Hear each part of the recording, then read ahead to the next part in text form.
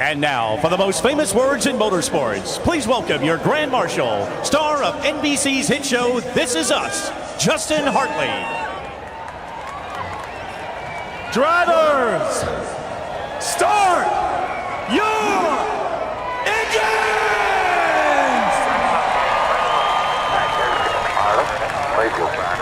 How you doing, when you're ready. Justin Hartley, what a heartfelt command there. The star of This Is Us, great new show on NBC. What a command, what a way to start it off, to kick off the final race of the season. 4 drivers fighting for a championship. Who will end up in victory lane, and will it be the title champion tonight? NASCAR on NBC is brought to you by Ford. We go further so you can. Sprint, proud sponsor of the NASCAR Sprint Cup Series. And by Pennzoil Synthetics. Make the switch to Pennzoil Synthetics today.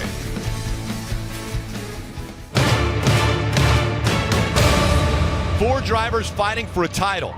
Yes! Way to step up. Welcome back to Homestead. Great job, brother. Let's go defend this thing. Everyone brings their A game when it comes to winning championships. Each year, it's amazing to watch everybody's talent increase, the garage get more competitive, and how hard we all have to race one another.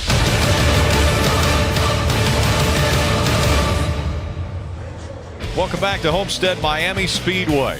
As the cars are running, fired up on pit road, getting ready for 267 laps, 400 miles of racing to determine a champion here at season's end. Let's take a look at the starting grid brought to you by Ford. Up front, Kevin Harvick, 40-year-old out of Bakersfield, California.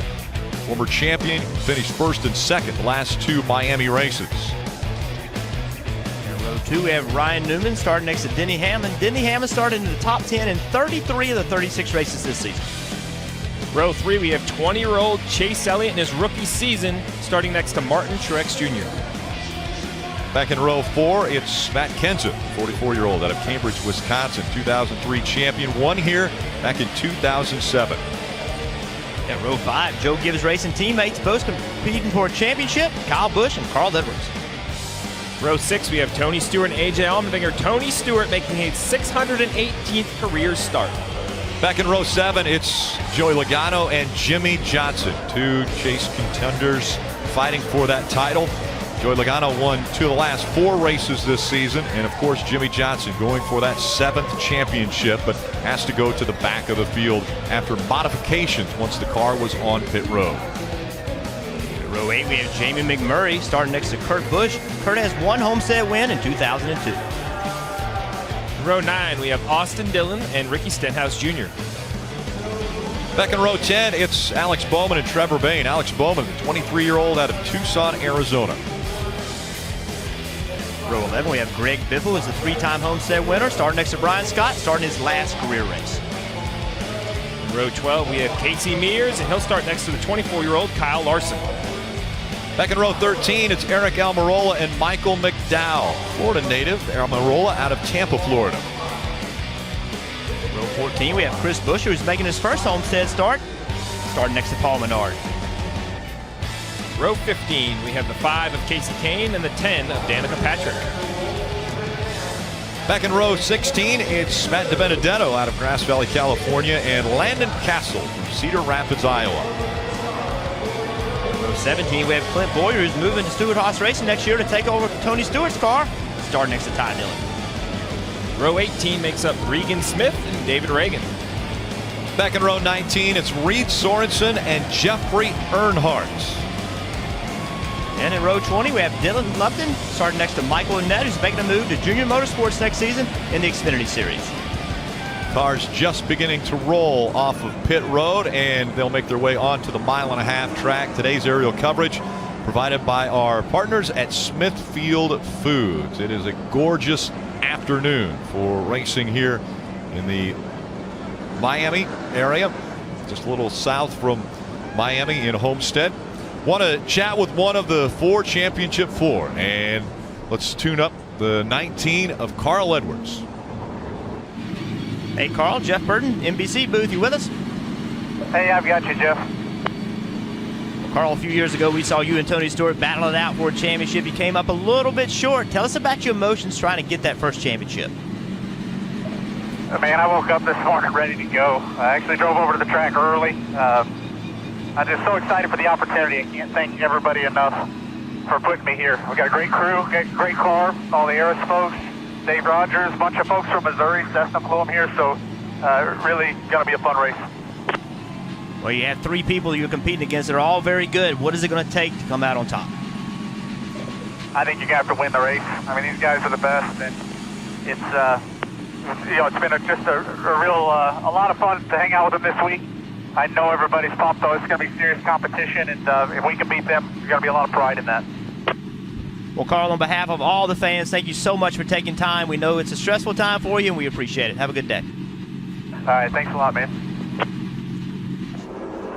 Reminiscent of what happened when Dale Earnhardt finally won the Daytona 500. All the crew members have come out on pit road, and they're letting Tony Stewart know they appreciate the fact that he ran in the NASCAR Sprint Cup Series. Everyone out there acknowledging this, the last race for Tony Stewart.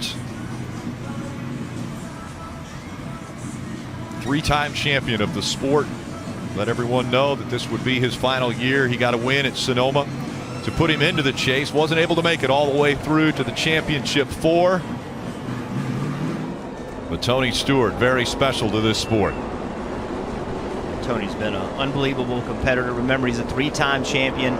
Has brought his heart and soul to racing, not just at this form of racing, but since he was a little kid, he's loved to do nothing but race. And I know it's a tough decision for him to step back, but we're going to still see him around the racetrack as a car owner. Remember, he owns part of Stewart Haas Racing. He's part owner, so he'll still be around. And that's the key when you look at what he's accomplished already in his career, both in open wheel and in NASCAR.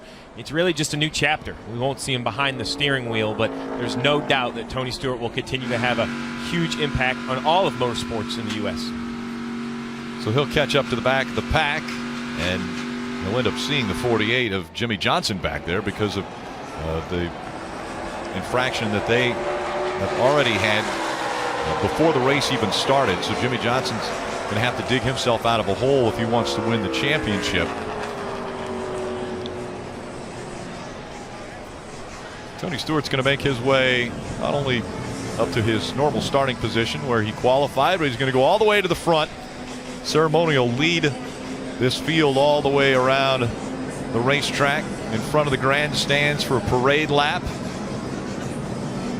And the Homestead-Miami Speedway crowd will be able to applaud Tony Stewart one last time.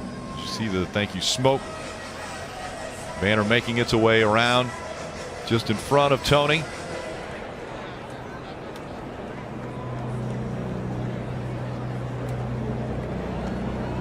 It's been an incredible run. 49 wins for 45-year-old.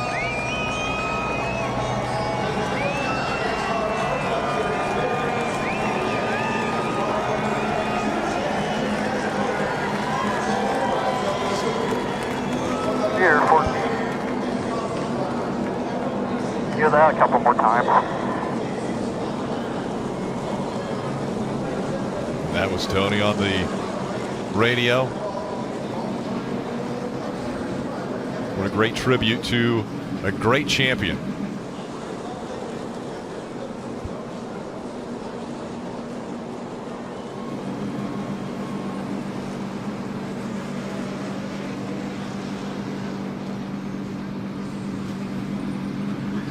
Jeff, when you call it quits, it has to be difficult. That final time you go out there to race against your friends, your competitors. Yeah, this is when it hits you. You know it's coming for months, and you've talked about it. You've made a decision, but when you get ready to climb in that car, what's going to be the last time? That's when it all comes crashing down on you, and it is. I think everybody has a different range of emotions. I'm sure that Tony has found this a little bit harder than he would have thought. You make a decision for all the right reasons to go and do something else, but it still is a difficult decision. He's let everyone know he's going to continue racing. He has a passion for dirt track racing, so that's the direction that he'll be spending most of his time. Owns a dirt track, Eldora, and will continue to operate that but we'll step away from the driving side of the Sprint Cup Series.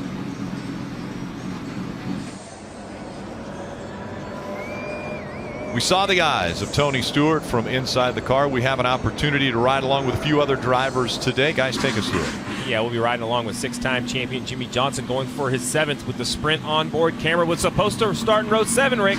Now he'll be starting from the rear of the field, but he's won twice from the rear, both at Charlotte, the last time coming back in 2005.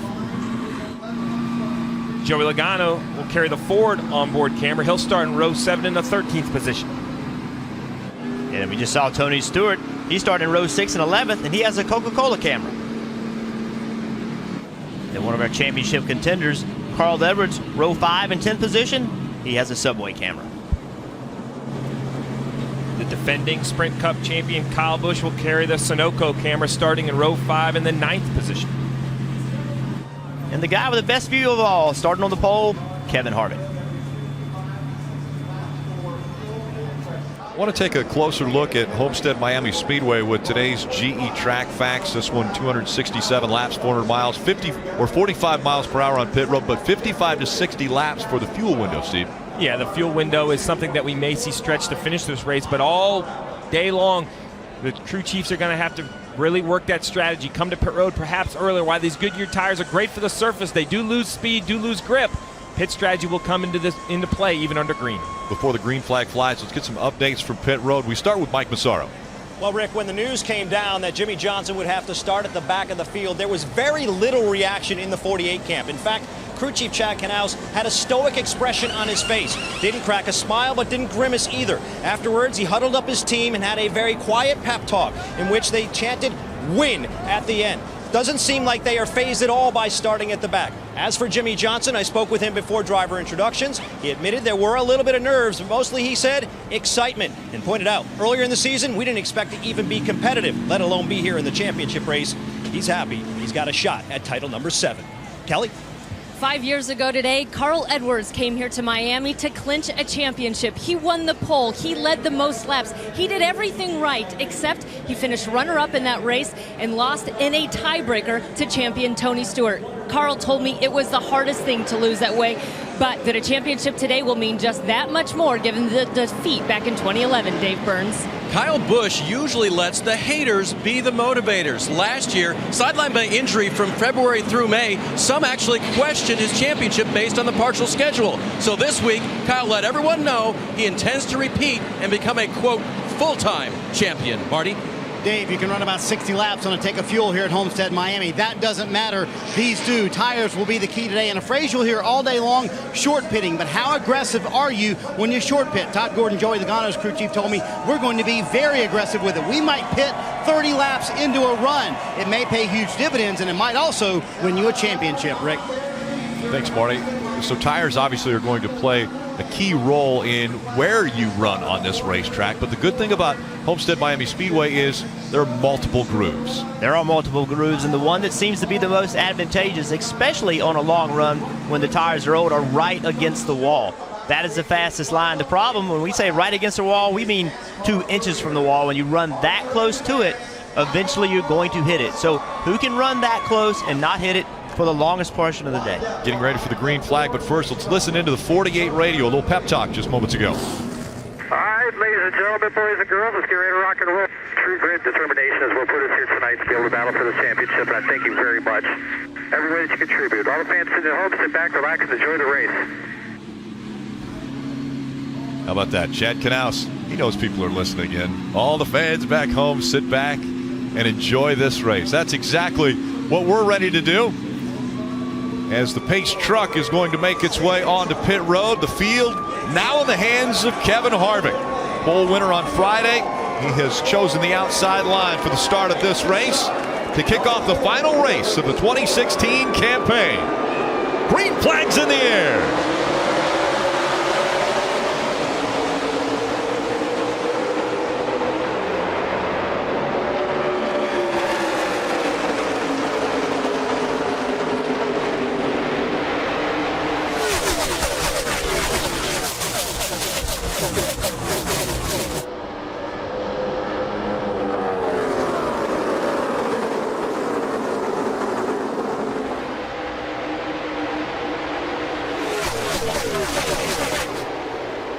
Kevin Harvick out front. He'll lead lap 1. When it's speed, these cars will enter the turns at nearly 180 miles an hour. Their average speed over 170 around this racetrack.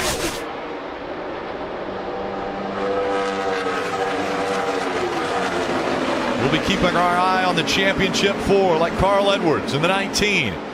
And as he tries to move forward, currently in the 9th spot, just behind him Kyle Busch. Joey Logano is 11th. And then all the way back in 28th, Jimmy Johnson after lap 1. Chase Elliott, the youngster in the 24, making the move on the bottom of the racetrack, trying to go by the 31 of Ryan Newman.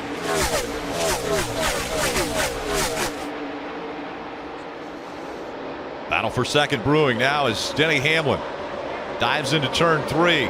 Down on the low side of the track, trying to get by the 2 of Brad Keselowski. Brad Keselowski up on top of the racetrack. There's more banking on top of the racetrack. The car makes more grip. Obviously on the bottom it's a shorter way around, but there's less grip. Even though it's shorter, the car does not drive as good on the bottom of the racetrack. Yeah, but the other thing the top of the racetrack has is more danger. While they're only 2 lanes up right now, when they get 3 and 4 lanes up, inches from that outside wall, Rick, that's where the speed is, but that's where the danger is. Contact with that wall, damage your car, slow it down, take away your chance of winning. Yeah, you say inches. We have seen cars all weekend long get into that wall, but it doesn't do enough damage that it slows the cars down. It just scratches the wall, and we've seen them scrape the wall a few times. Some will hit a little harder than others, but we will see cars rub up against that wall all afternoon long. Yeah, nobody's against the wall yet. Now you see Martin Truex in that 78 car. He's halfway up the racetrack. That's nowhere like they're going to be. They're going to eventually be right against it. We would expect to see the 42 of Kyle Larson be one of the first to head up that direction as we watch the 48 of Jimmy Johnson making his way toward the front, now to 24th, trying to take 23rd away from Brian Scott. In the 44, Brian Scott retiring after this race. And Jeff, this is that moment where the 48 knows he's better than these cars, but you have to show some patience. He can't panic, can't show an unrealistic sense of urgency. You talked about how dangerous the top of the racetrack is. Well, also 2 and 3 wide. You have to make sure the cars around you know you're there, not put them in a position where their mistake could collect you into an accident. And Steve, talking to various members of the 48 team and people surrounding Jimmy Johnson, almost to a man, they will tell you his strength, mental toughness, being able to stay focused. And you can see that right now on the racetrack. And also, if you listen to the radio, you can also make that out. All you hear is Earl Barbin, the spotter. Jimmy hasn't said a word. He's focused on getting to the front. Well, there's one of those decisions right there. He probably had a run to get to the left side of Paul Menard, but it's unnecessary. He feels he can get through these 2 cars on his own, taking time. But this is just the first curveball of the day, Rick. These other 3 championship 4, perhaps Jimmy Johnson will have more curveballs throughout the day. How do you recover? Jimmy's the first one to be tested. He won't be the only one over 400 miles. The big issue is you don't know when the caution's coming out. You don't know if you're going to get these long green flag runs. If you do, Jimmy Johnson, I know it sounds crazy, he's 21st position, but he has to, in the back of his mind, be thinking track position and not getting lapped. So you have to push hard, but you cannot push too hard. It is a real balance between aggression and patience. Again, it's 267 laps over 400 miles as we look at the 18 of Kyle Busch, who's just in front of the 78 of Martin Truex Jr. Martin Truex Jr. has been the best on mile-and-a-half tracks this season, has led more laps than any other driver on this type of a racetrack. But Kyle Busch making his way up front. He's currently 8th. Dave. And right now, Kyle Busch is definitely not the best. Here's what he just said on his radio. Really bad tight. I used it off with the 1 and that was better, but I used it off with the 3 and it didn't work. His spotter, Tony Hirschman's keeping a close eye on that and telling his driver when he does things that pick him up time. And after the last couple of laps after that radio transmission, something he was doing off of turn 4, Hirschman said, you leave them when you do that. Keep doing that. Yeah, that's so important. You know, that spotter giving the information to the driver, because the driver coming off turn 4, that's not a time he can look at the mirror. He's got to wait till he gets on the straightaway to look, to determine if he had a good corner or not, because you're basing it off the car behind you and in front of you. That spotter can give you that information without you ever having to look. So it just takes one more thing the driver has to do out of his hands. I'm sure Adam Stevens doesn't love what he's saying over the radio, but I think he loves how he's saying it. Still very calm early in the race, Rick. Kevin Harvick's out front of the field. Carl Edwards in front of the championship 4. over on NBCSN and the NBC Sports app. You can catch Lee Diffie and Parker Kligerman with the play-by-play dedicated coverage of the Championship 4. So you may want to tune over to NBCSN and the NBC Sports app for a little tighter look at that Championship 4 as we continue on with the Ford EcoBoost 400 from Homestead-Miami Speedway. Kevin Harvick out in front. Championship 4 has Carl Edwards currently 4th, Kyle Busch 7th, Joey Logano 10th, and Jimmy Johnson has already made his way all the way up to 15th. Again, whichever one of these 4 finish in front of the other 3 will be the champion today. Yeah, and Jimmy Johnson, as you mentioned, all the way up to 15th. Those other 3 Championship 4 have got to be noticing that you know, basically the 48 had to spot them the field, and he's recovering before we've even seen our first pit stops, only 16 laps into the race. Yeah, let's go ahead and make that 14th because he just, he just got by another car to get himself to 14th. Another car on the move is Carl Edwards. Carl Edwards has looked really good going around Denny Hamlin right now. So Carl Edwards started 10th, and he is right now in 3rd place. Those 2 are teammates, Denny Hamlin and Carl Edwards, both racing for Joe Gibbs Racing. And currently Carl Edwards has taken the advantage away from Denny Hamlin. Kelly. And Carl has been able to work his way up through that field, mostly working the low line. I talked to his crew chief, Dave Rogers, who told me we don't want to put it up against the fence right away, and we think we have a car good enough to run that lower line. He said it's an awful lot to ask a driver to run up against that fence for 400 miles, and this is a treacherous track. If you get too close, they call it wall glue. It's kind of a term they stole from the 78 team. They said it'll just kind of suck you right up. But right now, Carl Edwards said his car started out a little bit tight in the center. His biggest concern now is that he's just a little bit too free through turns 3 and 4. Kelly, it's funny, a lot of these championship contenders brought brand new race cars here to Homestead-Miami. Joey Logano and his team brought literally the oldest car in their stable. It was built in January of 2014, but it has wins in its history, and that's what Todd Gordon told me. He said, I wanted a car that I knew the history on, and I knew I could count on that. Logano started 13th up to 10th right now. He said 1 and 2, he's pretty good, but right there in 3 and 4, Rick, a little bit too tight in the middle, a little too loose off the corners. And right now, Logano 3rd in the Championship 4. It's Edwards, Kyle Busch, Logano, and Johnson. That's the way they run. You see on the left of your screen the Champ 4 as they run. That will keep you updated constantly where the Championship 4 are on the track. And we heard the report about Carl Edwards' team not wanting him to run against the top. Try to have the car where it's good enough where you don't have to run the top. But if you watch all of the guys racing for a championship, none of them are running right against the wall. We're seeing some other competitors start to move up against that wall, but the risk right now on lap 21 is just too high to try to do it for another 240 laps. So right now, they're taking a little bit of conservative route because they can. As this race develops and moves on, then that risk is going to have to become more prevalent. Well, Jeff, you said it. Yesterday, we saw a great Xfinity battle between some young up-and-coming stars. Daniel Suarez, the Joe Gibbs Racing driver, wins the championship, and really one of the only cars in the field with no damage on his right side. So that conservative approach worked yesterday in that Xfinity race. Will it work again today in the Sprint Cup race? Dave. Checking in on the 18 of Kyle Busch. I talked with Adam Stevens this morning about their averages in practice yesterday, Saturday. 13th and 10th in 10-lap averages. Do you have any concerns? And he said, yeah, I definitely have some concerns in that final practice. We just weren't able to get the tightness out of the race car. But that's sort of been normal for us lately. And you remember how they battled back in recent weeks, Texas and Phoenix, with a race car that wasn't good. This one right now, to me, guys, actually looks a little bit better, like they have a better handle at the beginning, and they did some good homework overnight.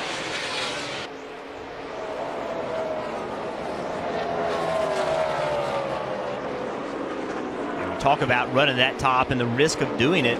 Watch Dave Blaney in the 21 car has that car right against the wall. I'm sorry, talking about his dad. He has that car right against the wall, and that's really where you want to be. That's where the speed is, but the risk again is getting into the wall and doing damage. If you hit it hard enough, it will do damage. It will hurt your performance.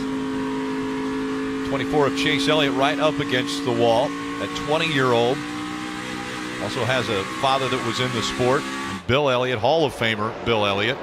Chase Elliott still looking for his first ever win. Kyle Busch once again on the path to go back-to-back as far as Sprint Cup championships. Want to listen in on some spotter communication from the 19 Carl Edwards team. I think the leader's cruising out there, but he is struggling across the center in 3 3 and 4 a little bit. Sure, one was tight or loose. I think he's a little bit tight. He's really just kind of stopping down there, just across the center. Tight, snappy, loose. Yeah, that's what it looks like to me. An overall grip thing for him. As good as anybody right now. So just keep racing that racetrack. You're doing great. Slow what's up top.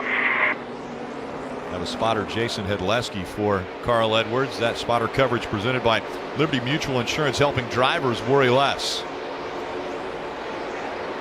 One of the things about these teams, and in particular with Jason Hedleski and Carl Edwards, Jason Hedleski was a racer himself. Used to race quite a bit. Was a driver that really enjoyed being behind the wheel, but at the same time was working with Carl Edwards as he was coming through the ranks of the Truck Series, on up into the Xfinity Series, and now in the Cup Series, and once again going for a championship. But the two have been together for quite some time. That experience giving him some eyes from up above to help out on the line. Carl Edwards looking for his first ever championship in the Sprint Cup Series.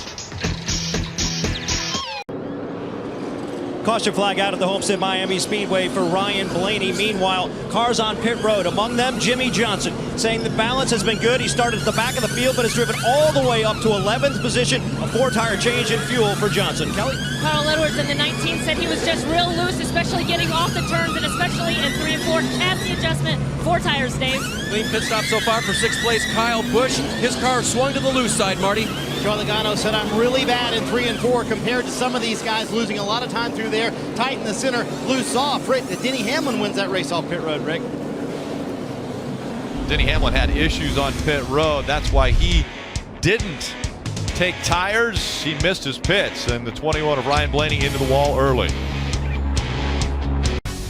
NASCAR on NBC is brought to you by Bank of America. Life's better when we're connected. And by Smithfield Foods. The Sprint Cup winner isn't the only champion being crowned today. Earlier this afternoon, Smithfield hosted their Whole Hog Challenge, another staple here at Homestead-Miami Speedway.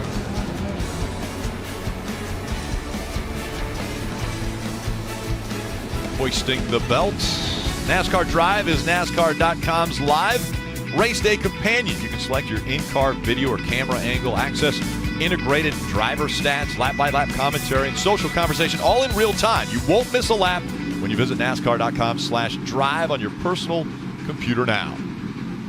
Take a look at this replay. This is Ira Joe Hussey, the front tire changer for Tony Stewart. Yeah, you want to know what a 12-second pit stop looks like? Here you go. 5 lug nuts off, new right front tire installed, 5 on, didn't miss a lug nut, comes around, same process. 5 off, didn't have to hit an extra lug nut, nice exchange, no rotation of the tire.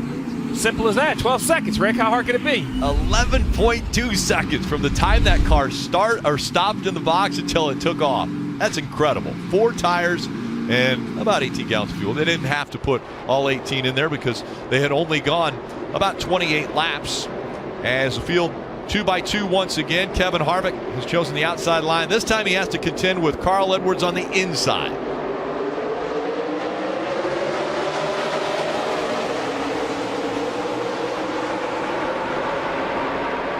Fan out as they go into turn number 1. We saw the 18 go to the outside of the 4. Kevin Harvick blocked, and that opened the door on the inside. Here comes Carl Edwards.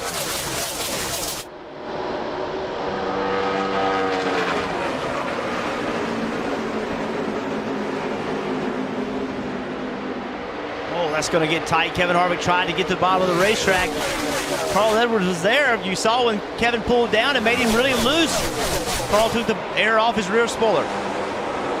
Utilizing the move, he got all the way up to the back bumper of the 4. No contact was made, but that loosened up the 4, and now Carl Edwards fighting for the lead down the backstretch. Like Kevin Harvick's answering the question. Everyone wondered how the other 36 cars would race this championship for. Kevin Harvick's proven he's going to race them just as hard as he always would, trying to get the win. What a strong move by Carl Edwards on the bottom of the racetrack. He cleared Kevin Harvick by a solid 2 car lengths. That was impressive. Carl Edwards leads all drivers in laps led here at Homestead. Steve, we saw in practice yesterday, I think everybody was afraid of this 19 car. He looked like he had the fastest car on short runs, on long runs. I think he forced the hand of his competitors to have to make changes coming into today's race. It was the talk of the garage, without a doubt. The 48, though, also people a little bit of buzz about the 48. He's recovered nicely up to the 8th position. So currently all 4 of the championship 4 inside the top 10. Edwards out front, but for how long? Here comes Harvick. Dives to the bottom of the track, trying to take that top spot away. As strong a move as we saw out of Carl Edwards, Kevin Harvick has returned the favor back out front here at Homestead.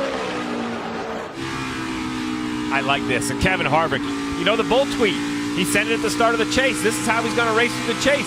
It doesn't matter that he's eliminated. He's still here to win a race for his team, his sponsors. You see right here, though, trying to lead this race, 19 of Carl Edwards right on that left rear bumper. Looked like the Ford's a little unstable. Drives to his inside, completes the pass. Yeah, right here. With no the contact. 19, the 19 that close to the Ford just pulls the air right off the spoiler, and that's why you saw the 4-car loose. Once again, Harvick dives to the bottom of the racetrack.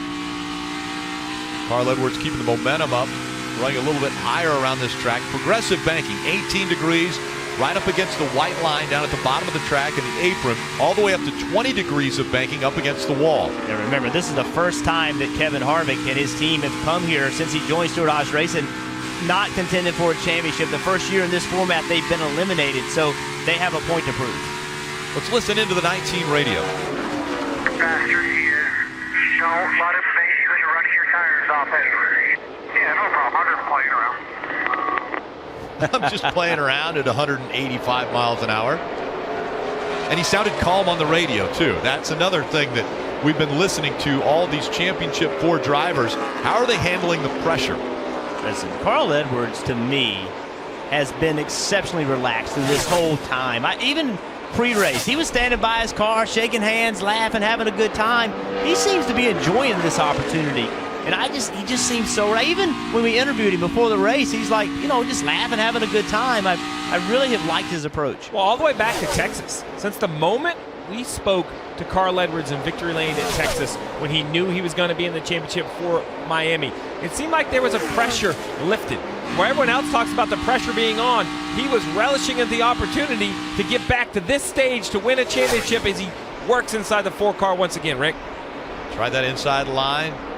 Through 1 and 2 down the backstretch. He's right up to the left rear quarter panel. He goes down to the bottom of the racetrack again. Kevin Harvick up a little bit higher. I mean, think about Carl Edwards. In 2011, came to Miami with a chance to win the championship, race against Tony Stewart, who's retiring today. They tied in the points. It had to go to a tiebreaker. It wasn't this format. It was a point system format. Had to go to a tiebreaker. The closest points battle we've ever seen that has to eat away at a driver and a competitor to come that close to a championship. You mentioned the fact that Carl Edwards said been a runner-up. It's happened 2 times. Presented by Sprint. Sprint's network reliability now within 1% of Verizon. Switch today, save 50% on most current Verizon, AT&T, or T-Mobile rates. Visit a Sprint store or sprint.com/network today. 2 runner-ups for Carl Edwards back in 2008 and most recently 2011, where he tied Tony Stewart in points, but the tiebreaker went the most wins, and that was Tony Stewart. Marty. Well, guys, as if Kevin Harvick needed a little more motivation. He had an interesting quote this week when he said, sometimes losing makes you better. He said, not being in this championship 4 is certainly motivation to us. That's what I love about competition. In terms of how the car is handling, he said it was a little too tight on that run. They decided not to make a change on that lap 28 pit stop. Now Harvick said the car way too tight, taking off that time, just not where he wants it, Kelly. You talk about the strength of Carl Edwards' car. Well, remember, he won at Texas just 2 weeks ago on a very similar worn-out racetrack using the exact same Goodyear compound tires. His crew chief, Dave Rogers, told me that had him feeling very confident, as well as the test they took part in ahead of the Talladega race. They were the only one of the championship 4 to participate in that test. He said although they've shared their notes with their entire team, including the 18 of Kyle Busch, he said that just being there, seeing the look on his driver's face, taking his own personal notes, may have given him a little bit of an advantage here today. Rick? Kevin Harvick out front, 38 laps. He has led the championship 4, all inside the top 6. Go to @Coca-Cola Racing on Twitter to see Tony's thank you message to you, the fans. And also join the conversation on Twitter and send your own thanks to Tony using the hashtag Cheers, Tony. Marty. And Rick, you see that helmet that Tony Stewart is wearing. He's had a new helmet every week, and that's sort of been his exchange this year. He's wanted a new helmet every week because he loves to get other drivers' helmets. In fact, 25 drivers in today's race have walked up to him voluntarily and said, hey, you can have my helmet in this race, and I'll give it to you, and I'll exchange a helmet with you. So Tony certainly has a ton of respect in the garage area. In fact, Kevin Harvick and I were talking about, he said that I think Tony should have had more fanfare this year, and Tony said, I didn't want more fanfare. I just wanted to be another driver this year. Certainly going out with a lot of respect, and Tony going out the way he wanted to go out, Rick. Just another driver in the field this afternoon. Currently Tony Stewart running in the 24th spot. Still up front, it's Kevin Harvick. And a great battle for the lead continues between Harvick and Carl Edwards. Well, look where the championship four running. Second, third, fourth, fifth. Someone didn't let Kevin Harvick know there's a championship battle here. He's leading the race. But Jimmy Johnson started last on the field, has worked his way up in the fifth position. That puts all four championship contenders inside the top five. Kelly. Well, we just heard about Tony Stewart's collection of helmets. Well, how about this? Carl Edwards last week at Phoenix gave Tony Stewart as a retirement gift the helmet that he wore back in 2011 when they had that unbelievable battle for the championship right here at Miami. Tony Stewart saying it shows just how thoughtful it is, and Carl Edwards has admitted that fire suits and helmets have special significance to him, but he felt like it was the right thing to do to hand that one over to Tony. That's one of the things that Carl Edwards does. He doesn't keep any of the trophies. He gives the trophies away. Normally it's to kids that he's met, maybe people that are suffering from something or another. But Carl Edwards has been very generous as far as the trophies. He always gives those away, but that's the first helmet that I've heard he's You have to ask a little self-motivation. Maybe that was the most important helmet he had, and he thought, you know what, I'm going to give this away because I know next week, this Sunday at Miami, this helmet I'm wearing today could be more important. Maybe this will be the one I win my first championship in. Mike. Rick, it took fewer than 50 laps for Jimmy Johnson to make his way from the back of the field all the way up inside the top five. That speaks to his determination, something that he had demonstrated as early as 8 years old. I spoke with his younger brother, Jarrett, earlier this week, who told me a story of Jimmy Johnson when he was racing motorcycles in the desert. He said he was 8 years old with a broken leg. All he needed to do was complete one lap in the final race to win the championship. So what did Johnson do? He propped his leg up over the handlebars and drove that one lap, got last place points, and won the championship. And oh, by the way, the leathers he was wearing that day, they were donated by his racing hero, Ricky Johnson. Certainly a determined driver who's been determined his entire racing career, Rick. Yeah, determined to get up to the front, and he's done it very little time. After starting in the back of the field, he's made it all the way up to the fifth spot now. Let's listen into some spotter audio for the 48 team. That freeze run pretty good, isn't he? Yeah, he is. I haven't seen what lane he's in. Entering the top, all the way on the top. Yeah, entering against the wall, staying against the wall. It's Earl Barbin, the spotter for the 48 team. That was spotter coverage presented by Liberty Mutual Insurance, helping drivers worry less. A little vibration coming on, maybe from the right rear. Pretty faint, but slowly starting to show up for some reason. Vibration in a car, never good.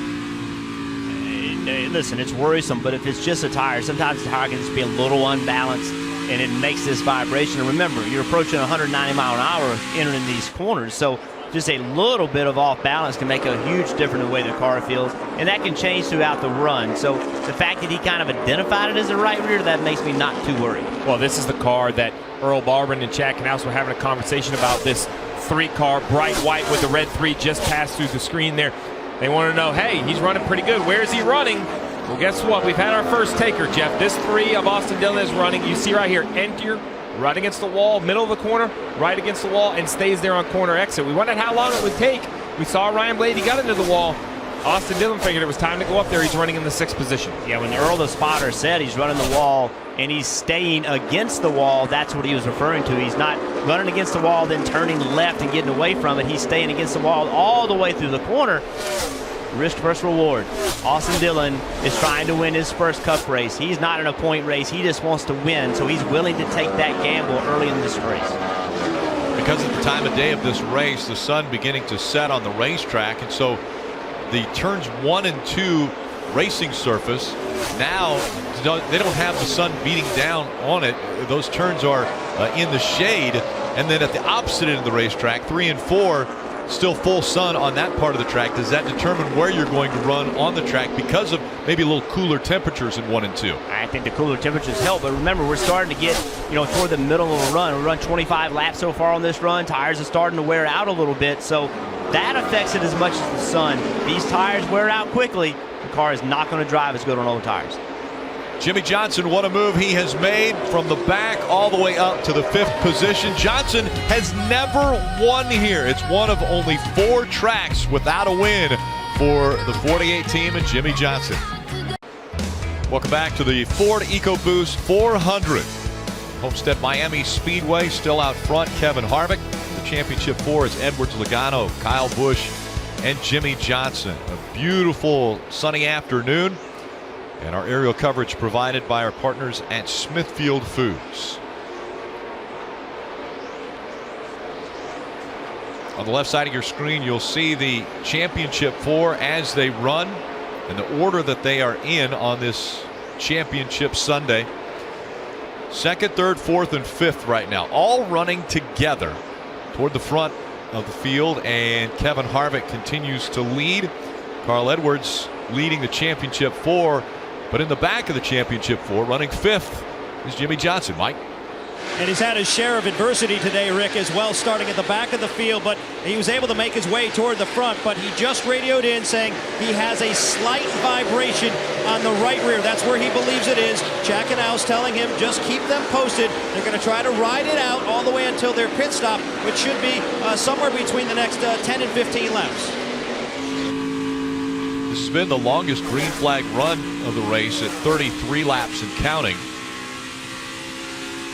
One caution came out early for the 21 of Ryan Blaney after he got into the wall. Did some pretty serious damage to the right side of his car with right side tires going down. But again, different lines being run by the different championship contenders. We just saw there the 48 of Jimmie Johnson running right at the bottom of the racetrack. Yeah, watch behind him, the 3 of Austin Dillon. We talked about him running the top of the racetrack, and Jimmie Johnson's been passing everybody. It's really not been passed by anyone yet, but this is the first time that someone's going to put pressure on Jimmie Johnson and go by him. So the question is, when these non-chase drivers like Austin Dillon take the risk to go right up against the wall. Right here you see him entering turn 3 right up on the edge of the wall. Jimmie Johnson looks underneath him. The 3 is going to be much faster. He's going to drive away from the 48. Is the 48 okay with that? Does he have enough confidence to let that 3 go? No, he's not racing him for the championship and just stick to his guns running down the bottom of the racetrack. Marty, how about the 22 and Joey Logano? Well, here's the interesting thing, Rick. We're 39 laps into this run now. When we talked about at the top of the show, how brave do you get coming in and calling it short pitting, getting tires on quicker than other cars, because those tires are worth 3 seconds a lap for this race team. So if you put them on early, it will gain you some track position, Steve, but how early are you willing to make that call as a crew chief? Well, I think it depends on when you are on the racetrack. We see the 22 of Joey Logano. He's going to try to hit pit road right here. This is early in this run, about 37 laps on this set of tires. I think this is awful aggressive. We're going to see who comes with him. Remember, he's racing 3 other cars for a championship. He's not really racing against the other 39 cars. He was about 7 seconds behind the leader. If he has enough speed and they're afraid, he can force the issue and have other people on pit road. Marty. That's exactly right, Jeff. That's what Todd Gordon told me this morning. If we come to pit road and we can catch them by a lap, we gain 3 seconds. We catch them by 2 laps, we gain 6 seconds. So a strategy move early on. Sometimes championships are won very early. Joey Logano, Todd Gordon trying to win it here on lap 69. We'll see if this move pays off and how quickly the other cars come down pit road. There's your answer. They're all coming down pit road, Mike. And that would include Jimmie Johnson, whose right rear vibration had been getting progressively worse. The call from Chad Knaus, a 4-tire change, and also Sunoco Race Fuel. Going to make sure they get that vibration figured out. No chassis adjustments, just air pressure on the 48. The car's been handling very good and has had lots of speed. He's away in 14 seconds, a little bit longer than they would have liked. Jackman fell down for the 48 team. That's what made that stop a little bit longer. 45 miles an hour coming off of pit road. They can go all the way up to 50 miles an hour. They can't go 50 though, Dave. Adam Stevens, crew chief for Kyle Busch, said, man, 35 laps on green, that's super early. But you saw it just 2 laps later. Kyle Busch gives up 4th place to come down pit road. His car this time just a little bit loose. He'll get 4 fresh Goodyear Eagles and a fill of Sunoco fuel.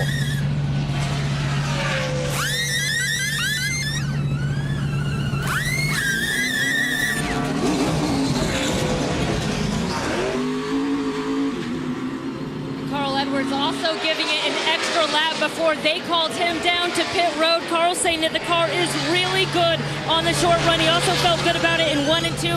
Just a little bit too loose, he said, off of turn number 3. Remember, this is the same pit crew that helped Daniel Suarez win the championship last night in the Xfinity Series under 12-second stop for the 19 crew. Great stop as the championship 4 working their way off of pit road. Before the green flag pit stop started, it was Kevin Harvick who was out front. He has regained the lead as they have cycled through. Take a look at the Jackman here. Yeah, big fall by the Jackman. Good recovery, gets a hold of the Jack, comes around, jacks up the left side of the 48. It's the same issue we saw on the 7 of Justin Allgaier last night. Same pit crew, same issue with the Jackman falling. And then when he's leaving pit road, you can see that the 2 car actually pulls up to the 48. I think the 48 being ultra conservative on pit road, making sure that he's not speeding. But as they exit pit road, they have an access road that they have to go out together. And there's a decision that's going to have to be made. They almost get together. You can see the pit road gets very narrow right here. They're both accelerating at a high rate of speed. The 2 car lets the 48 in right there, giving a little bit of courtesy. And a lot of times they will spray a sticky substance like a soda, Coca-Cola or something down on those pit boxes to have a little bit of grip when they come and try to run around the cars. And once again, we've seen an issue on pit road with the Jackman slipping. That cost him probably a second, maybe a second and a half on pit road. And in this sport, a second and a half is huge. Kevin Harvick out in front.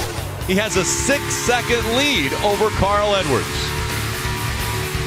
The pride of Monterrey, Mexico is free and clear. All by himself, looking for the checkers and a championship. Daniel Suarez wins. Daniel Suarez from Mexico, the first Latin American driver to win a NASCAR National Series championship. Daniel Suarez had the whole country behind him.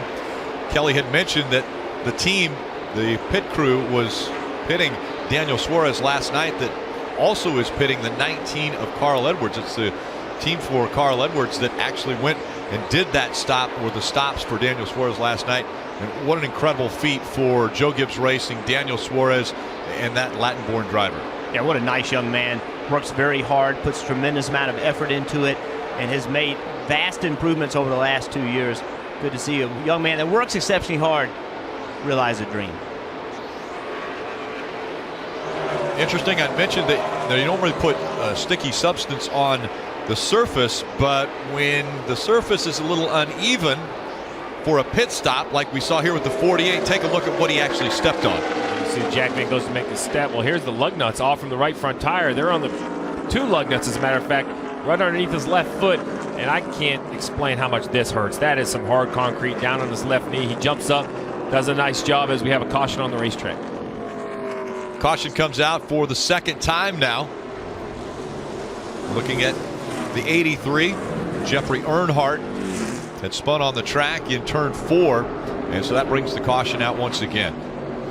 Now the teams were just on pit road, varying anywhere from lap 67 all the way up to lap 70 as we take a look again at what happened here with Jeffrey Earnhardt. You see, he just got really loose. Maybe he was trying to come on pit road. That's what I think. It looks like his speed wasn't up, so I think he was trying to get on pit road, and just this is a very difficult road to get on because it's hard to see the entrance of pit road, and then there's this huge difference in banking on the racetrack versus the apron. So it looked like he had trouble getting on pit road to me. He's running a couple laps down. He's been put 2 laps down. And so, Steve, crew chief, 10 laps. They have put on their tires. Everybody will come in. Will they get 4 tires? Well, I think that everybody will absolutely pit, and I expect that most of the leaders would take 4 tires It would be a big gamble to take right sides. We've just seen tires mean so much. We saw it last night in the Xfinity race. We've seen it all weekend long. We've seen it in past races here at Miami. So I would expect to see everyone on pit road and on pit road for 4 tires. Kevin Harvick will lead the lead lap cars. They are able to come to pit road first when pit road is open. Let's go to Mike. Jimmy Johnson said the car was getting a little bit more loose over the course of that run. Jimmy's crew chief, Chad Knaus, asked him if he had changed the Panhard bar at all inside that race car. Jimmy said no. Chad advised him to start working on that and perhaps helping the car. 4 tire change in Sunoco race fuel on the 48, Kelly. Carl Edwards said he was on the splitter a little bit more than he'd like to start. Otherwise, pretty happy with the car. They made a chassis adjustment to the left rear. 4 good years, Dave. Little tight at the 1/3 mark for 4th place Kyle Busch. 4 Goodyear tires, Sunoco fuel, wedge adjustment, Marty. Joey Logano said the car was better off of the turn 4 exit, but I needed a little bit more, about half of what I needed. You got me last time. They gained another spot on pit road for that 22 bunch, trying to tighten up that car a little bit more, Rick. Logano gains a spot. Edwards loses a spot. Newman grabs 2 spots to get into the top 10 on pit road. Gear up with the pit crew and get the latest NASCAR t-shirts, hats, and diecast at the NASCAR.com Superstore. Visit NASCAR.com/Superstore today for all your favorite drivers' gear. Welcome back to the Ford EcoBoost 400. Riding along with Tony Stewart, and he's making his final start as we take a look at the championship 4. Joey Logano running 2nd, Carl Edwards 3rd, Kyle Busch 4th, Jimmy Johnson is 6th. Let's listen in to Jimmy Johnson's radio. These guys running the top are coming pretty strong, so we'll have to just pay attention to what's going on there. I like what you're doing. I like where you're running down the bottom. Just make sure that if you're getting down there, you're getting down there and driving it the way you were at the beginning of the run. Don't get halfway, because I think that's where we get messed up a little bit, okay?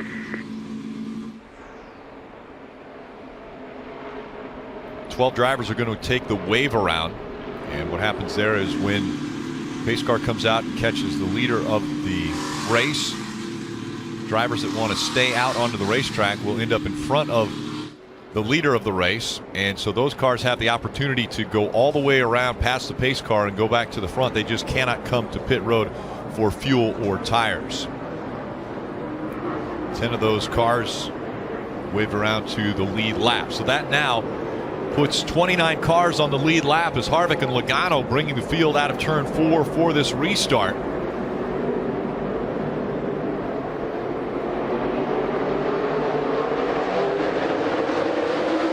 Harvick held him a little bit longer in the restart zone, and now it might cost him as Joey Logano is going to take the lead at the bottom of the racetrack and go right by the 4. That was really impressive by Logano. I thought Harvick did a nice job of kind of slowing him up and then accelerating. He actually got the initial jump on him, but somehow Logano was able to overcome that and actually beat him into turn 1. And this is the first time under green flag that we've seen a different leader out of this championship 4, Joey Logano, in front of Carl Edwards. First lap led by Joey Logano, and Carl Edwards giving chase. So now it's Logano who's leading the championship 4 for that title. Logano and Edwards, the 2 drivers looking for their first ever championship. You said it, Steve. Carl Edwards has been looking at the back of Kevin Harvick. He's not been looking at the back of another guy trying to win the championship. So a different mindset now. Does this push their patience? Terrific restart by Joey Logano, and it's funny, Todd Gordon and Joey had a conversation this morning, and Todd told Joey, I think it's going to come down to a late race restart. I want you to concentrate all day long on your restarts and make sure that they're perfect. Jeff, it's something you do as a driver. You kind of make a book as you go out throughout the day, and that's what Joey does on every restart, how the other guys restarted, what they did, what they tried to do, and maybe they tried to snooker him a little bit as well. So Joey making a book as he goes along about restarts that could be key late in the race. Marty, I think that's a really interesting point, because on the initial start of the race, we saw Joey Logano pick up a spot immediately. He was 3 wide getting into turn 1. We've seen his pit crew perform on pit road, picking up spots. So restarts and pit road, Joey Logano and his team have done a great job. See right there, Kevin accelerates and gets moving, but right here, Joey Logano kind of turns left and just makes a shorter way to turn 1. Right here, the 4 accelerates. He's out running the 22, The 22 gets through the gears well. I think maybe the 4 had a little trouble, like maybe had a little problem getting into gear because the 22 just pulled ahead of him getting into turn 1. It's now the 22 and the 19 out in front of the 4, and then Kyle Busch and Jimmy Johnson in the 18 and 48 behind Kevin Harvick. And once again, the top 4 or the top 5 have 4 of the championship 4 in it. The best of the best racing for a championship, all inside the top 5, led by Joey Logano. Carl Edwards currently running in the 2nd spot. Kyle Busch is 4th and Jimmy Johnson 5th. Mentioned at the top of the show, how will the other 36 drivers race against these championship 4? We saw for the most part of this race, 90 laps complete now, Kevin Harvick has been fairly aggressive. He's wanted to run up front. He hasn't really given anyone any spots on the racetrack. He's raced everyone hard for every position, and right now Kevin Harvick just in front of Kyle Busch. Dave? When Kyle reported a vibration just after the green, the crew chief goes to work deciphering what he can from the crew. First of all, he checks with all the tire changers, or both tire changers, to make sure all the lugs were tight. Remember, they had one missing at Phoenix last week. That was a thumbs up. And then they reasoned that there's always one set of tires that just may not be the best set. That may be the deal they're working with right now. So no panic in the 18, but there was a report from the driver on a vibration. So now that's 2 drivers in the championship 4 that we have heard mention a vibration as Carl Edwards looks to get in front of Joey Logano. Edwards wanting to lead once again to the bottom of the racetrack and diving into turn number 1. He'll take the lead away from Joey Logano. So Edwards back out front. Harvick's led 78 laps. Carl Edwards 8. This spotter coverage is brought to you by Liberty Mutual Insurance, helping drivers worry less on the track and on the road. 48 team of Jimmy Johnson has been getting advice from Earl Barban, who's up on top of the spotter stand. Yeah, so we heard the conversation earlier between Jimmy Johnson and Chad Knaus about what line he needs to run and watch the cars coming from behind. Well, that's information that Earl Barban on top of the spotter stand is going to have to give to Jimmy Johnson. Kyle Larson behind him, actually just past the 48, running the top. As you watch him down going into 3 and 4, Earl has to give this information if more cars are coming up top. You see the 42 now right against the wall, but the 48 continues to run down the racetrack, Jeff. Yeah, and Steve, I just want to add here, I spoke with Chad Knaus here early this morning about that particular line on the racetrack. He said, we need to maybe run up at the top, but we didn't practice there. We practiced down at the bottom throughout the course of the weekend. Yeah, I found that interesting. A lot of people, I noticed that Kyle Busch, he made almost every lap in practice right on the bottom of the racetrack. And I thought that was an interesting strategy, not to try to run the top of the racetrack, but we'll see as this race develops if they needed to. Sometimes it's just easier to go to the top. If you can make your car work on the bottom, then when you move to the top, it seems to drive better. So maybe they just tried to put their car in the worst situation in practice to ultimately get the best handling car. We know where the chase drivers are running. Let's get an update on a few of the non-chasers. We'll start with Kelly. Well, Rick, we know that 24-year-old Kyle Larson loves to run that high line. So when I talked to his crew chief, Chad Johnson, and asked him if this track really plays into their hands, if they should be really fast here, he said, yeah, I think we'll be fast so long as we're running next to the wall and not getting into it. As far as going for the race win here, he said, look, we don't want to do anything to interfere with the championship 4, but we are going to race these guys as hard as we do each and every week. And you saw right there, he didn't hesitate to make that move on Jimmy Johnson in the 48. Mike? Kelly, Austin Dillon and the 3 team taking a very similar philosophy, wanting to end this season very much on a high note. Having conversations with Dillon's crew chief Slugger Labby throughout the course of the season, you got a good understanding how there had been frustrations throughout the course of the year, but still optimism that they could score a victory before the season concludes. This was a race they targeted. They tested here just after the Kansas race, and they practiced that high line then. They practiced the high line yesterday. They want to be able to make that work. As you can see right now, they've been pretty fast, although just a little bit loose on takeoff on that last run, Dave. Mike, at this point, 20-year-old Chase Elliott runs to the 10th position and cannot make that high line work. He's been going to the bottom recently just because he said the car will not handle up in the extreme high line. Talked to his crew chief, Alan Gustafson, this morning about his rookie season. And while they didn't get the win, Alan said they were pretty happy with a few things they did this year. Remember, they didn't want to define their season by winning. After all, he was replacing Jeff Gordon, the 4-time champion. But it's been a good year for Chase. Marty? Dave, this is not Michael McDowell in the 95 car. It's Ty Dillon this weekend, running in the 17th position right now. He's a young guy behind the wheel, but he has a veteran on the pit box in Matt Borland this weekend. They're struggling with a race car that's just a little bit tight, but see, he's made his way up to the field from 32nd to 17th. When I asked Ty earlier this week, hey, we're going to see you full-time in Sprint Cup next year? He said, we'll see. Maybe an announcement coming soon. So a little bit of a teaser, Rick. Might get to see this young man full-time here next year. Brother Austin, as we see the 42 running right up against the wall. And it's simple, Rick.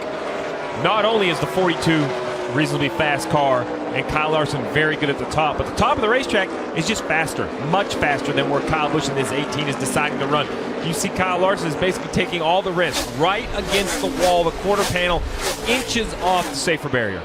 There'll come a time that everyone will have to make this decision. I mean, when you see a guy like Kyle Larson, he just passed Kyle Busch, and he just passed Jimmy Johnson and drove away from Jimmy Johnson. So at some point, you're going to have to get up there. That's where the speed's going to be. He's running down Kevin Harvick. He's not a little faster than even Carl Edwards, who's leading the race. He's a lot faster.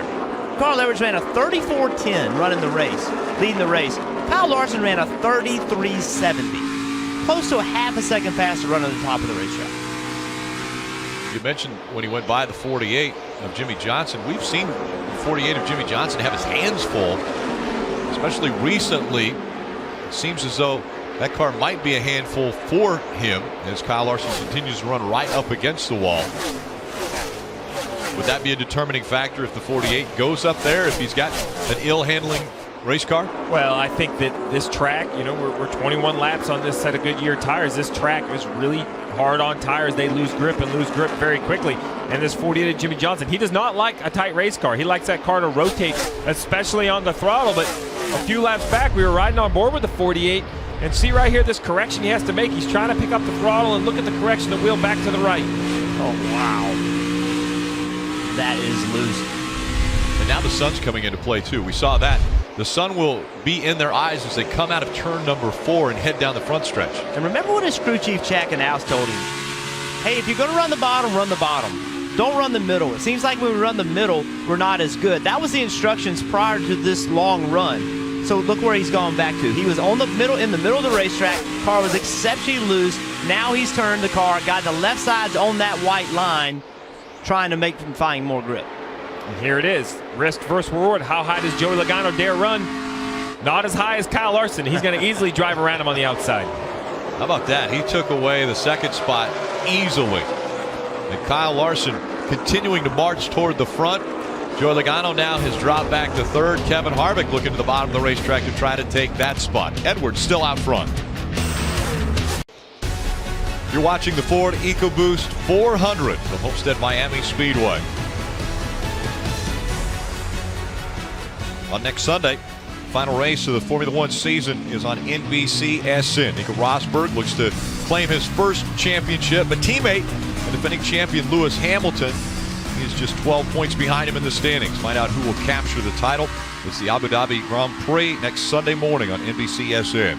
Yeah, it's going to be a great battle. It was a crazy race last week in the rain to watch two teammates battle it out for the World Championship. Logano has dropped back to fourth, Marty. Says his car's a little bit too free off right now. He told Todd Gordon to have about 3/4 of what I need. I need just a little bit more if we want to get up there and lead. Could be approaching green flag stops here in about the next 3 to 5 laps as well. And Joey Logano's pit crew has been outstanding today. They have gained him 3 spots on pit road, including Jackman Ray Gallahan. He's the same Jackman in 2014. Remember the end of that race and Joey Logano's car falling off of the jack. You think Joey Logano wants to win this championship? This pit crew wanted this shot to have a chance at another title. Today they got it. And Todd Gordon told me right now, our pit crew, top 5 on pit road. I wouldn't trade these guys for anyone in the world. Kyle Busch threatening though, Rick, for that 4th position. Closing the gap. They're still trying to find different ways around on this racetrack. Logano has chosen has chosen the white line at the bottom of the track. And then there's Kyle Busch, who looks for any way around the 22. This time he's going to dive to the bottom of the track and see if he can take an advantage away from Joey Logano. I thought that was great. They showed the Jackman that had the problem a few years ago, and one of the things to me that was exceptionally impressive is how they stuck together as a team. They had that problem, took it out of a chance to win a championship, but they stayed together and they were committed to each other, and now they have another shot at it.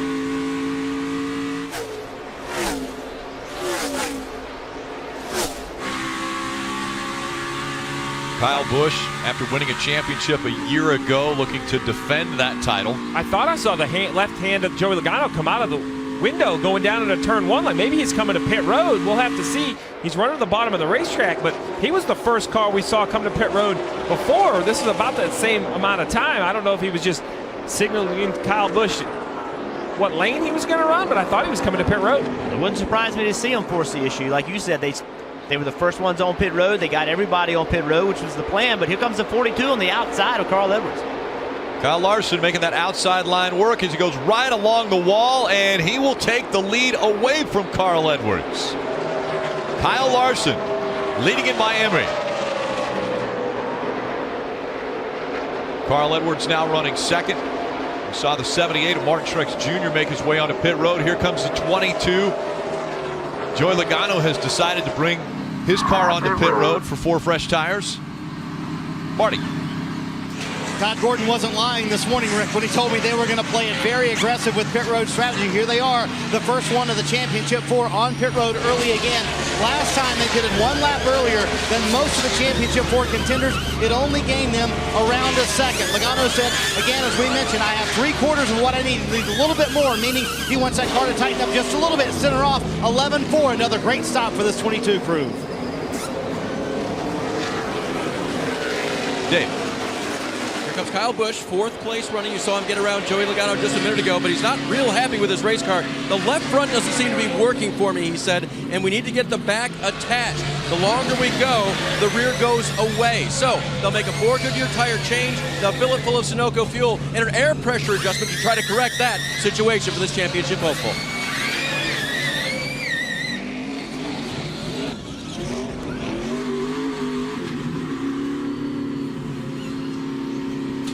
Mike Massaro.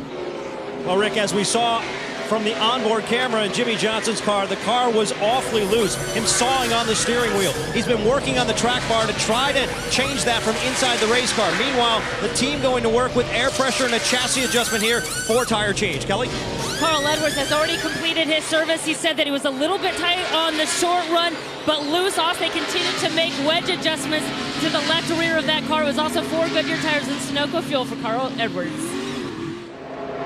And now you'll see the leader, Kyle Larson, who's made his way to the front of this field, although he continues to say that he needs more grip out of his race car. They're going to make an air pressure adjustment, as well as 4 Goodyear tires and Sunoco fuel.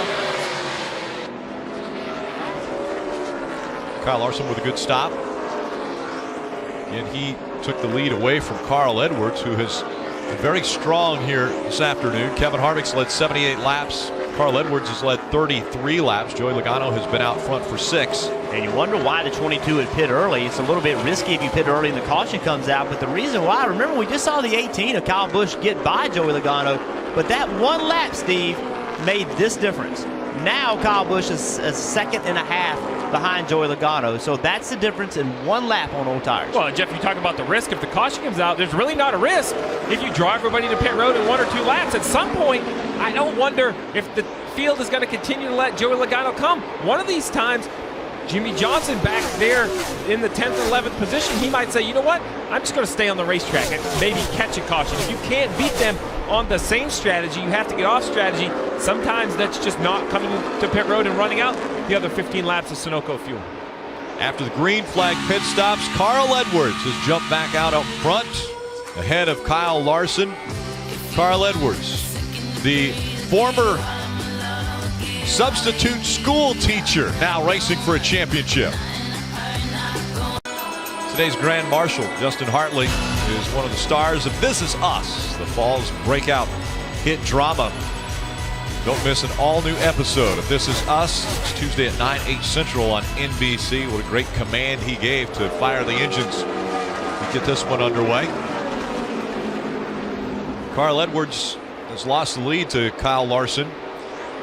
Edwards now about a half a second behind the 42.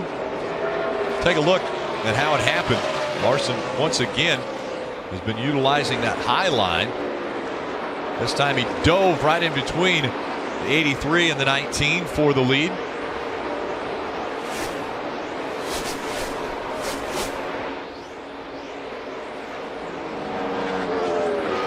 What a run we have seen out of Kyle Larson. We continued to say race after race, it was just a matter of time before he ended up getting to victory lane, and it happened this year at Michigan, enabled him to be a part of the chase with that win. And now it looks as though it's given him confidence, and when you come to a racetrack where the preferred line is right up against the wall, that really suits his driving style. Yeah, everybody talked about Kyle Larson when he made the chase after winning that race. If he could work himself through this format and come here as one of the four, he would have a great shot to win the championship, because this racetrack suits what he does so well, and that's right there. Lay the right side on the wall all the way around the corner. Now listen, at some point he's going to hit it, because that's just what he does, but he is willing to take the risk because it's so much faster. Well, you say at some point he's going to get into the wall. We talked about the three of us and Dylan earlier in the race and how much speed he had found up top. Well, here's the dangers. You see right there, a couple times into the wall, kind of pulls you in. You can't really fight your way off from it. Has to ride the wall for a little bit of distance. Another good shot of it here. You just see how much it slows you down when you get into the wall too. Damages the right side of your car. Aerodynamics plays such a role, Rick. You really need to try to keep that whole outer shell, the body of the race car, as pristine as possible. But that's a major test when you run right up against the wall. Yeah, and not every hit against the wall is the same, right? I mean, you can just touch the wall, no big deal. But if you get in the wall and the wall kind of sucks your car up, and that's what it does. Like if it hits the right rear hard enough, then it'll slam the right front into the wall, and then it's hard to get away from it. That's when you do significant damage. And Mike, through the green flag pit stops, we have seen Jimmy Johnson and that team fall all the way back to 10th. Yeah, and that pit stop was a little bit slow for the 48 team, 16 seconds in fact. Nothing went wrong, but they took a little extra time. They had to adjust a right rear shock. That was the chassis adjustment they made on that race car to give Jimmy a little bit better balance in the car. Basically, Rick, what you do is you prepare these shocks. They have adjusters on them, but you basically put pull cords on them, basically like a zip tie. So the tire changer reaches in, grabs the pull cord, just pulls it off, and it adjusts the shock basically on its own. So that's the preparation you do before the race. An adjustment obviously Chad Knaus thought he was going to make, was prepared to make. They make it an under green flag. Why that seems odd, and you wouldn't want to have a slow pit stop while everyone's running at full speed, but you actually lose the least amount of positions under green because the cars are spread out. You have the same adjustment under caution. When cars are nose to tail, you can lose 10 or 15 spots in those extra 3 seconds. Yeah, in this case, though Jimmy Johnson did have a slow stop, he's all the way back, just got by Dylan for 9th. But if you watch the right rear, when the right rear comes off, he goes in, very quick adjustment, tire gets put back on, but look how long it took to get the lug nuts tight. So the adjustment was quick, but getting the right rear wheel was not quick, and it looked like maybe the gun switch, something happened to the gun, but that little bit of a holdup put them back in 10th position. Yeah, the tire changer hung the tire on there, and it looked like he had the gun in reverse and was taking the new lug nuts off. You don't want to do that. And look how close it is now for the lead. Here comes Carl Edwards once again, trying to take it back away from Kyle Larson. Drives right by the 42. I think Kyle Larson's gotten loose up there. We saw the car moving around a lot with Carl Edwards underneath him. And when you're loose right against the wall, meaning the back of the car wants to spin out, it's hard to lay that right rear quarter panel against the wall. You're better off being a little bit tight running that high line. Dave. Kyle Busch was right in the middle of an explanation of how his car was handling, and then he started shouting, "Coming to you, coming." Actually, he was very calm. He said, "Coming to you, coming to you." The crew rifled out of their sitting positions and onto the pit wall, and the right front appears to be down. Kyle reporting it himself. He felt that at 180 miles an hour. He knew what to do, which was get to pit road and let the crew change these 4 tires.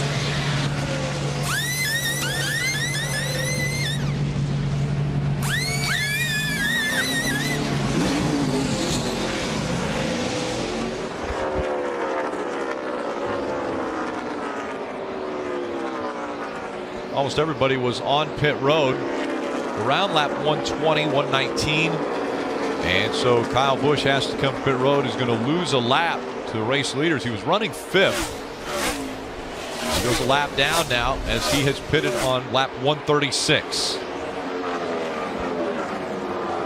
Jeff, we've talked about this. We talked about at the top of the show. There are going to be moments that define this championship run. Well, this moment for Kyle Busch looks like a negative because it had to come to pit road. But look how close it was. Up the racetrack, he's out of control. The right front tire's down. That is a remarkable job of driving. You know how that is, Jeff. You can't get on the brakes. If the right front tire is soft, it's just going to turn right. So he goes in.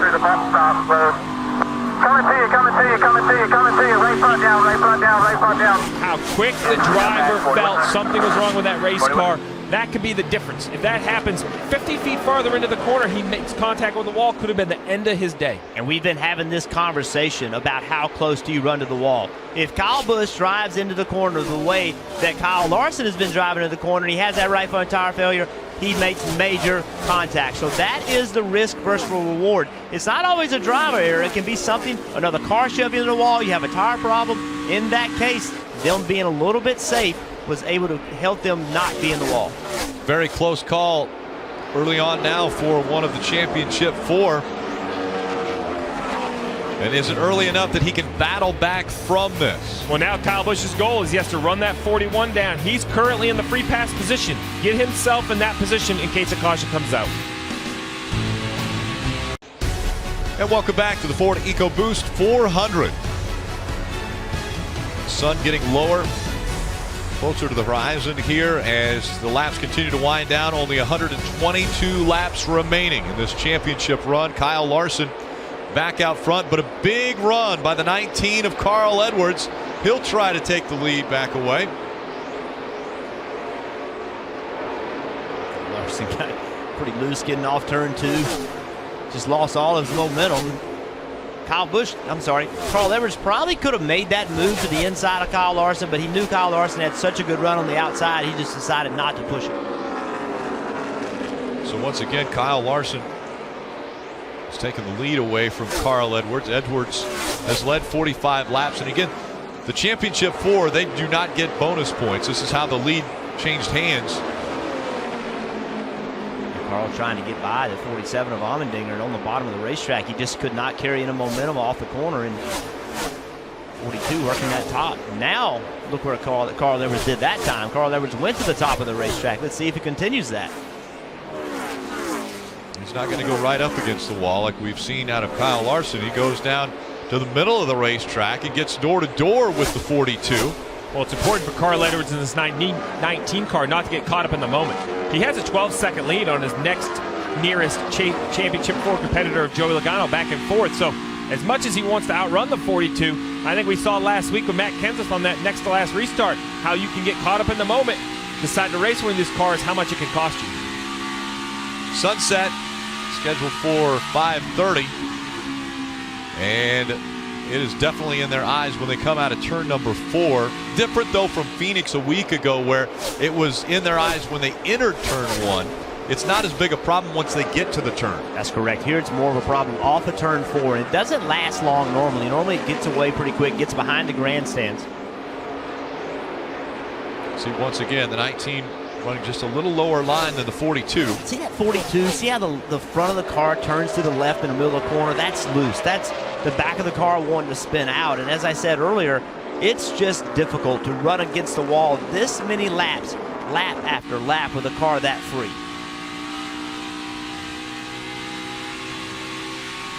Carl Edwards continues to chase, but is out front of the championship 4, running for that title.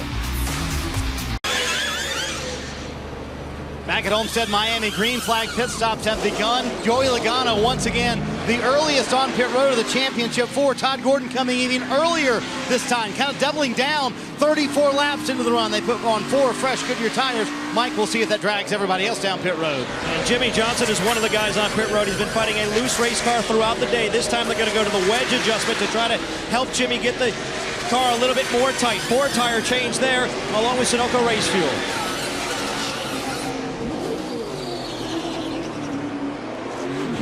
The advantage between Larson and Edwards and Logano was about 14 to 15 seconds. That was the gap between first and second and where Logano was running. When he was running about fourth, he decided to make that move onto pit road. Right now, there are only 3 cars on the lead lap. Kyle Larson, Carl Edwards, and Kyle Busch. And here comes Carl Edwards. Kelly. You see the 42 of Kyle Larson, who's just been struggling to find some grip. You see the wrench go in. They're going to make an adjustment there to the right rear of the car, along with 4 Goodyear tires and Sunoco fuel. Meanwhile, the 19 of Carl Edwards, they've been making gradual wedge adjustments to tighten him up. Well, they're going to go back on that adjustment just a little bit. Carl's saying that he was just a little bit too tight on the short one speed. 4 Goodyear tires, Sunoco fuel, and the 19 is away.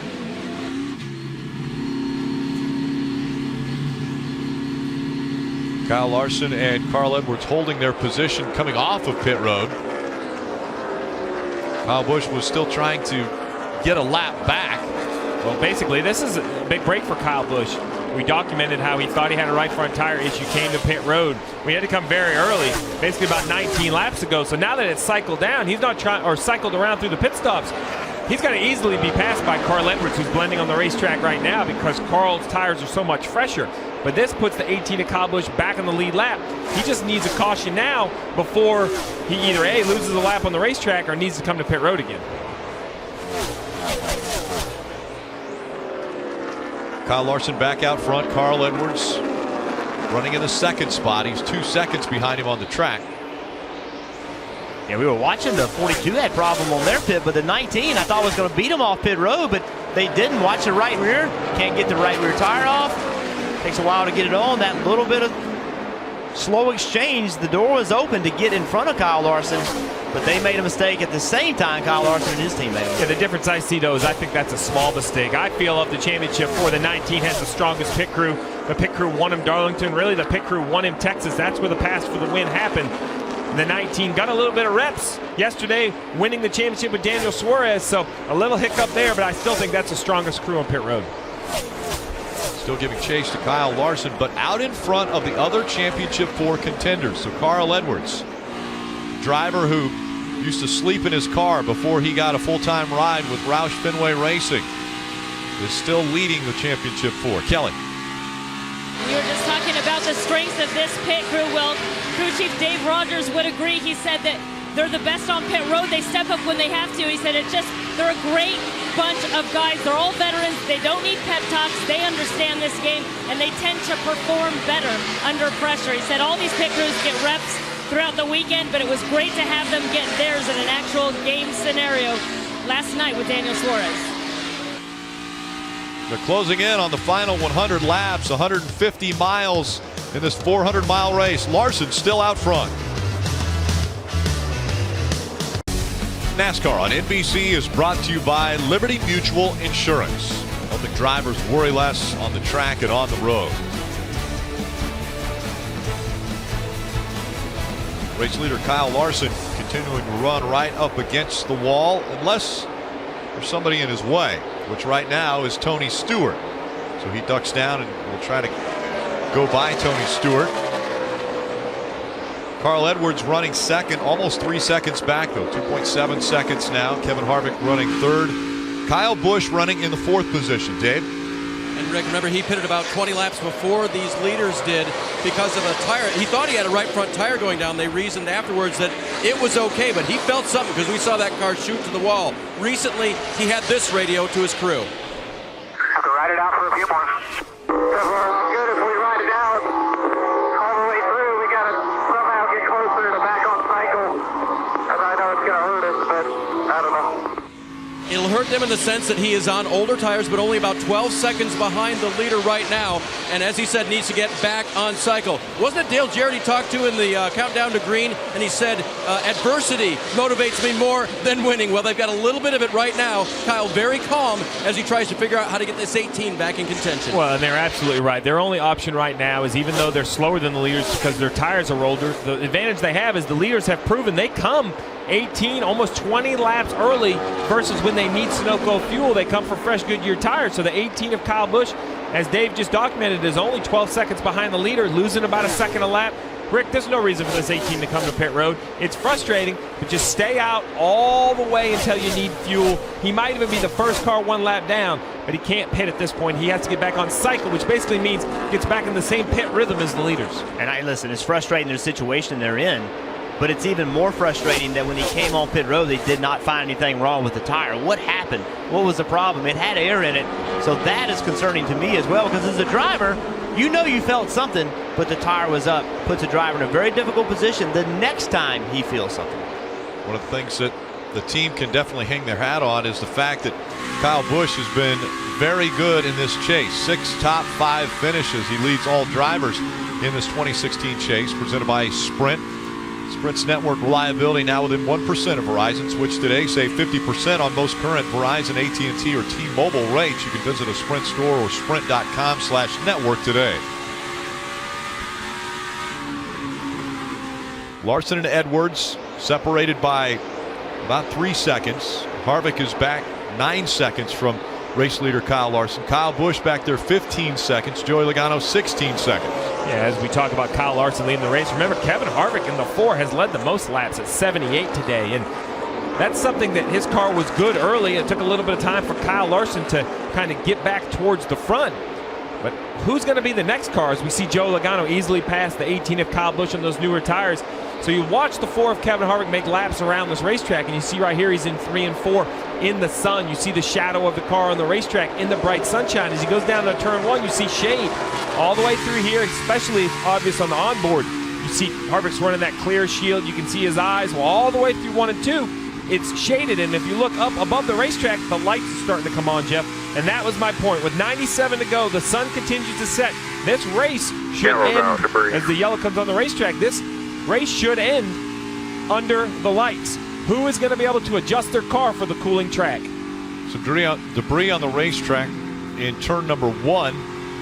And so now, will that put everyone on the same cycle? Because now, with Kyle Busch being on the lead lap, all 4 of the championship 4 on the lead lap, will they all come and change 4 tires? Absolutely. No harm, no foul for Kyle Busch. They reported that the right front tire didn't go down. Maybe something broke inside the tire. Maybe it just gave him a funny feel, but really no penalty for him currently in the 5th position. Really, we keep pointing out Jimmy Johnson, Jeff. We look at him back there in 10th. He just doesn't have the pace of the other championship 4, so they have remained calm.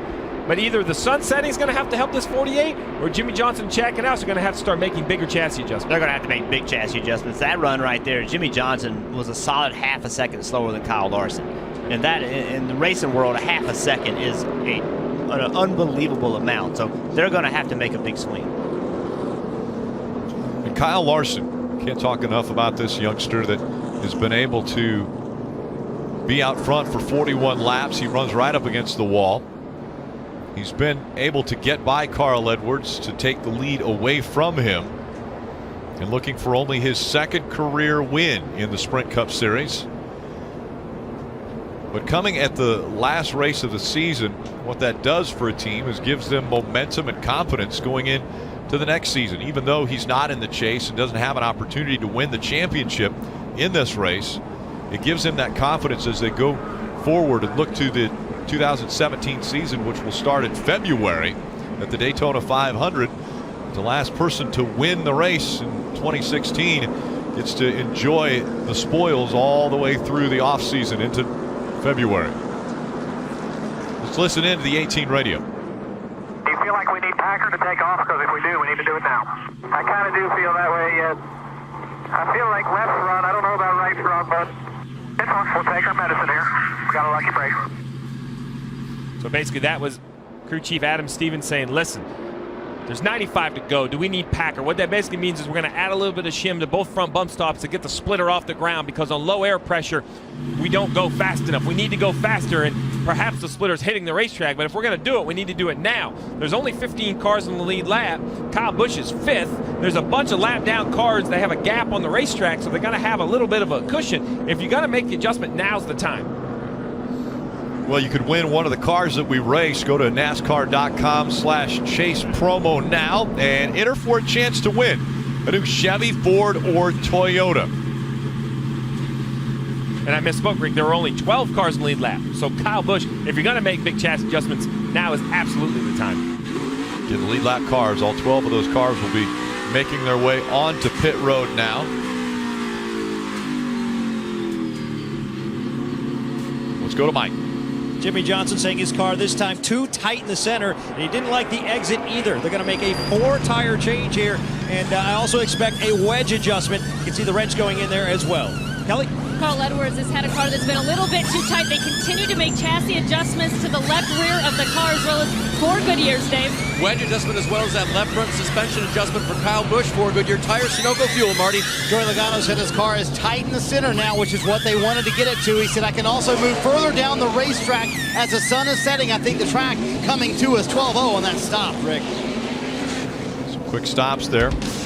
Larson, Edwards, Harvick, Logano holding their position. Keselowski gains 1. Truex Jr. gains 2 spots on pit road. Tonight, Sunday Night Football is live from Landover, Maryland. Aaron Rodgers in Green Bay visit Kirk Cousins in Washington. Bob Costas and Dan Patrick host Football Night in America beginning at 7 p.m. Eastern, only on NBC. Once again, expecting the sunset around 5:30 this evening. Big swings on pit road. Well, everything's on the line, right? A championship's on the line. Carl Edwards is out here leading laps, dominating the race out of the championship 4. So you look at the 48 of Jimmy Johnson right here, the right front tire changer. He's going to remove the tire, reach in here, make a Packer adjustment on the right front bump stop. Looks like he pulls a Packer, trying to get this 48 a little bit lower to the ground. He does the same thing on the left front corner. Yeah, it's interesting. They're changing Packers on both sides of the race car. That means they made a much bigger change. They also made changes on the back of the car as opposed to Kyle Busch's team. Remember, Kyle Busch was the one that suggested, let's just do the left front. So the crew chief listened to Kyle Busch, let him make that call. They only made a change on the left side. Well, it took longer on the 18 because he added a Packer. All that really is basically, we hear about bump stops. Well, that's what limits the front car. That's what, or the front travel of the car. That front splitter we talk so much about, you want to have it right against the racetrack. But if you have too much travel, it bounces on the racetrack, it can't go. The 18 at Kyle Busch, it's just really a piece of plastic. You put it in the left front bump stop, the splitter can't get as low to the racetrack. It's going to help them on newer tires. The 48 looks like they removed Packer. They must want their splitter a little lower.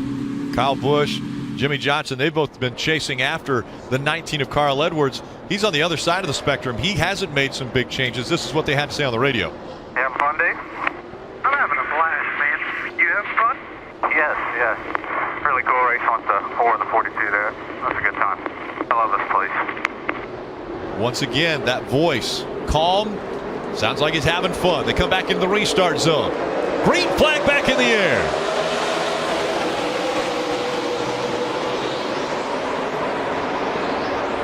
Kyle Larson's been running that hot line all day. And he shoots out in front of the 19 as they go down the backstretch. Now the 19 has the 22 of Logano on his outside, trying to take second away.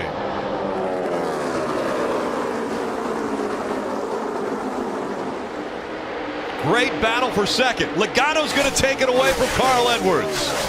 Logano's done a really good job on all these restarts we talked about early in the race, how they put an emphasis on that.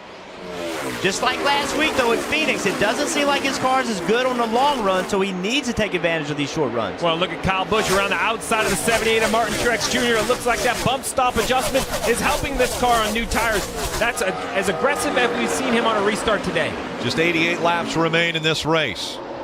The championship 4 led right now by Joey Logano. Carl Edwards running behind him.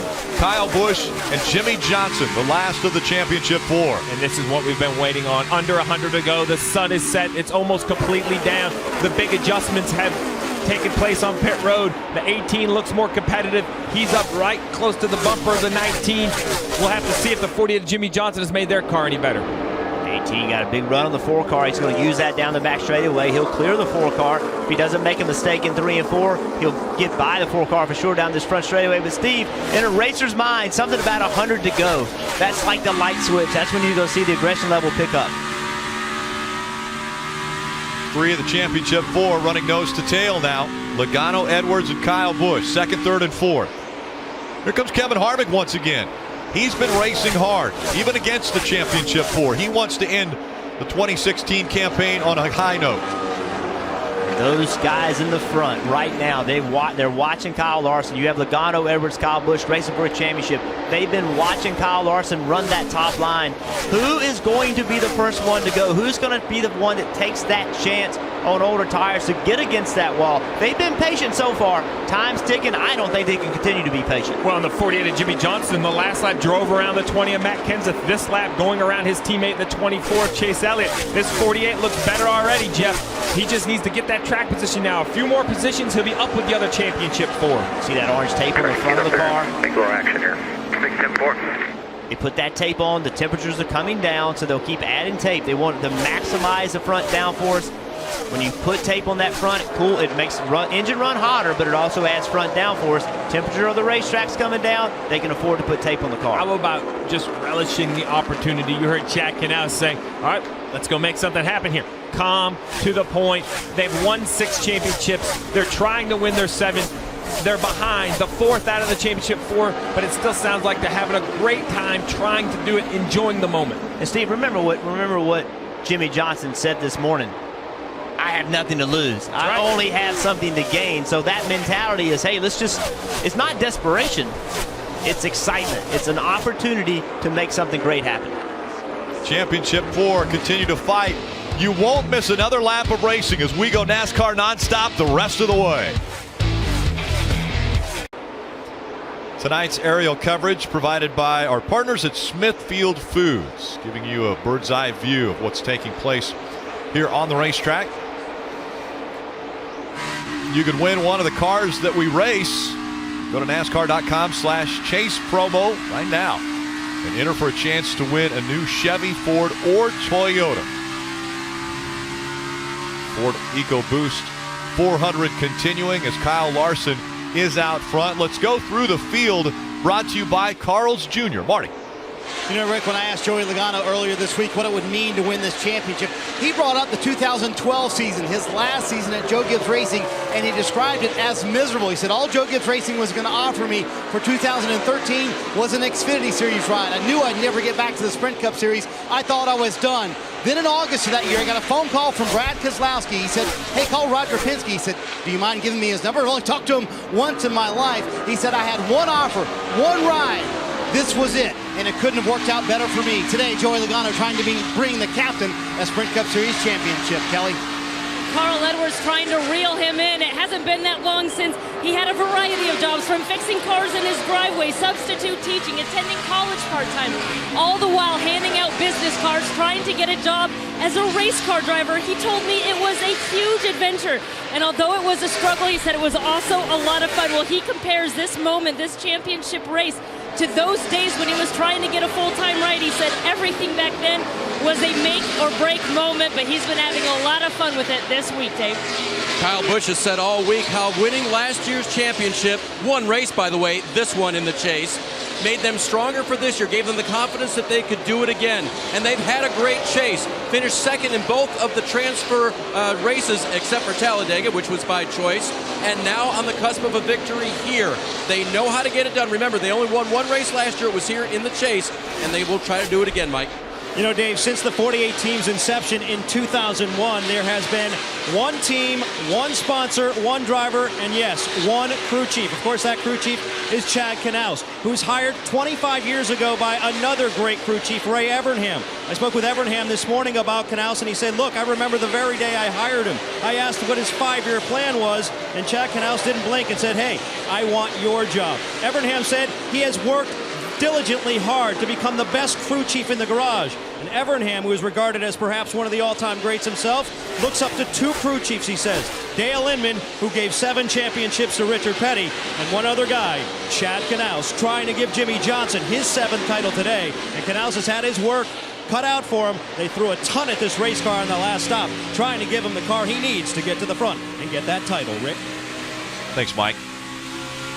Great update on our championship 4, and as they run on the track, it's Logano that currently is in front of the other 3. As we see Jimmy Johnson diving to the bottom, trying to get by Brad Keselowski. Yeah, now it's all of these individual battles. Jimmy Johnson, I believe, has a better race car. We see him more on the offense, Jeff, but he's trying to get around traffic, as you see Brad Keselowski right there giving a little shove down the straightaway.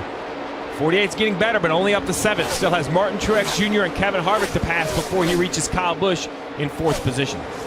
This is where it's advantageous that they worked on making their race car work on the lower groove, because as the groove moves up and people start running the middle of the racetrack or the top of the racetrack, if you can run in the lower groove where people are not, then aerodynamically your car is so much better. So that work put into practice was a big advantage. And that lap right there, Jimmy Johnson ran the fastest lap on the racetrack.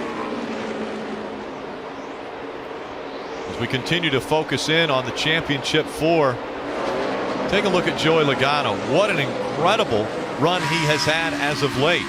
The last 5 races, 4 top 3 finishes presented by Sprint.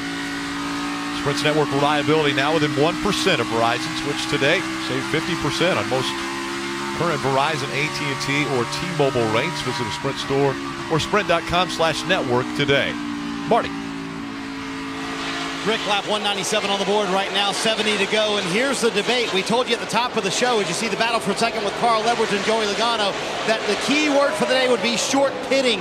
They've done that here on the 22 car. They've been very aggressive with it. If they keep with their math, lap 208 is when they will come. That's 10 laps from now. But Steve, at some point, you're running up front here, the 22 car with Joey Logano and Todd Gordon. Do you continue down that road, or do you back off of that strategy now with only a couple of stops left in the game? Well, if that's their strategy and they're going to continue with it, I think the most important thing is they get past that lap 208 number. That's the last fuel window. You cannot pit and force yourself to pit in extra time. So make sure you can make it all the way to the end of the race. So I would expect them to pit probably with 59 or 58 to go. Great battle continuing. You'll see it all as we go NASCAR nonstop.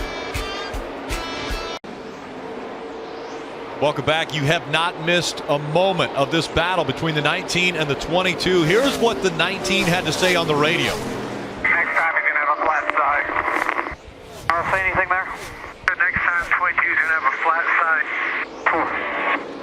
Hit you in the back. A little bit of frustration now, or maybe the anxiety is ramping up as there are only 62 laps to go in this race, in this championship run. I think that's what it's all about. Is this championship means so much, and it doesn't take a whole lot to push you from excited to anxious. And you're racing the guy that you might have to beat for the championship, and you heard that in Carl Edwards' voice. So again, Carl Edwards is running second in the race, but right now leading. If he runs on my door like that next time, I'm just going to run right into him. There you have it. I'm with you. So again, you're hearing Carl Edwards aggressive as caution comes out again. Lower tire again. We saw earlier Ryan Blaney in the 21 have a tire issue, got into the wall, and looks as though another tire issue for Ryan Blaney brings the caution out. When the caution came out, 13 cars on the lead lap. And we had a few more than that, but Martin Truex Jr. pit from the 7th position, working on that short pit strategy that Marty's been talking about all night. Well, it caught him a lap down with this caution.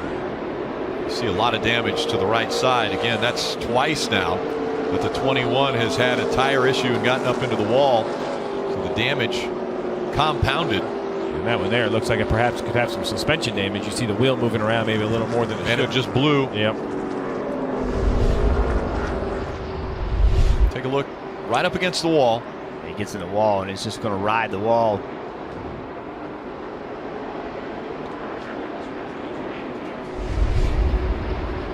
So they go to work on the right side of the 21. Disappointing year for this team. It looked like they were going to be, they had a lot of speed, but they were never able to really put it together. So this is going to be a stressful situation for the crew chiefs. There's no doubt you're going to come to pit road, put on 4 new Goodyear tires. They should have enough Sunoco fuel to run 59 or 60 laps to the finish. But the issue is the longest these leaders have run on tires tonight are 40 laps. So if they can go 60 on tires and fuel, what adjustments do you need to make to your car to be good for 60 laps, Jeff? Do you adjust your car? Do you just wait and see if this last run gets split up by a caution? You know, I mean, we saw this race before run long to the finish. So what do you do? The longest you've run is 40, and now there's 60 to go. Yeah, and already we heard a little bit of anxiety and a little bit of pressure start coming out of Carl Edwards. And guess what's going to happen on this restart? You know, after these pit stops, you're going to have to be aggressive on these restarts. It's championship winning time now. That's what this is. You're going to have to see, and we've seen Joey Logano every restart pick up spots. He's going to try to even pick that intensity up. So now they're going to start rubbing each other. They're going to start getting mad at each other easier because someone's going to be trying to move in front of you, take your spot. And the anxiety of a championship is starting to come into focus. There's only 59 laps left. Rick, this is a team championship, not just a driver championship. And this is why, with 59 to go, there's no time to recover. A bad pit stop, a loose wheel, drop lug nuts, poor execution on pit road could end one of these championship hopefuls. We saw this back with Joey Logano in 2014. A jack problem on one of the late pit stops ended his championship hopes.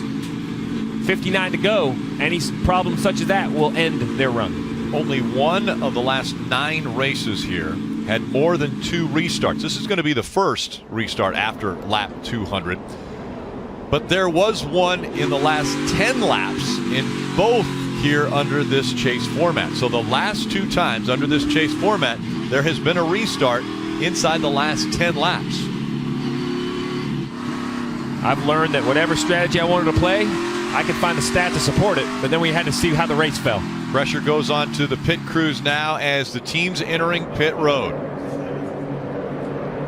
Mike. And Rick, the big swing that Chad Knaus took at the 48 on the last stop appeared to pay off. Jimmy Johnson saying the car was much more competitive that time around. Still, lots of work to do. Wedge adjustments on both sides of that car, along with a 4-tire change. Kelly? Carl Edwards said he was just a little bit free that time. They put half a round of wedge back in the left rear 4 tires, Dave. Kyle Busch took off tight, but got a little bit loose at the end. There will be a 4-tire change air pressure adjustment. Marty? Joe Logano was about to come to pit road under green when that caution came out. Very well timed for them. He said, I need a little drive off. It gets freer the longer I go. An air pressure adjustment to tighten up that race car. All 4 of the championship contenders within 0.8 of a second of each other as we go NASCAR nonstop, waiting for the restart. There are just 56 laps to go in the Ford EcoBoost 400. Under the lights as this 2016 championship winds down. Not a great pit stop for the 19 as we look at the pit road comparison. Yeah, it doesn't seem like much, but a second on pit road is at least 2 positions, and now Carl Edwards will line up in the 3rd row on the bottom with Jimmy Johnson to his outside. And they had 2 problems on pit road. Great shot overhead. Watch the right rear. Takes him a little while, get the tire off. His tire's slow coming off. They get the right rear on. You can see the right rear is slow around the left side of the car, but now watch the left front. Yeah, so there was a few tenths of a second beat over there. Well, now the front should be ahead, but see, slow taking the left front off.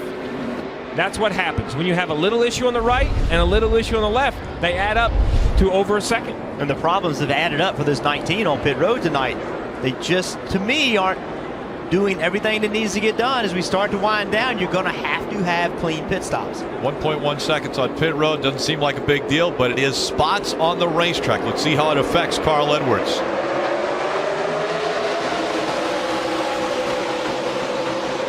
This is the lowest the 19 has been tonight among the 4.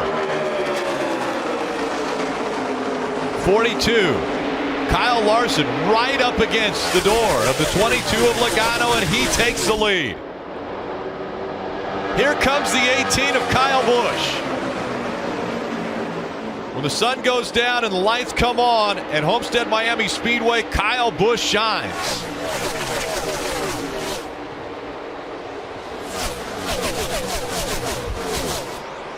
Now it's Kyle Busch in front of the other 3.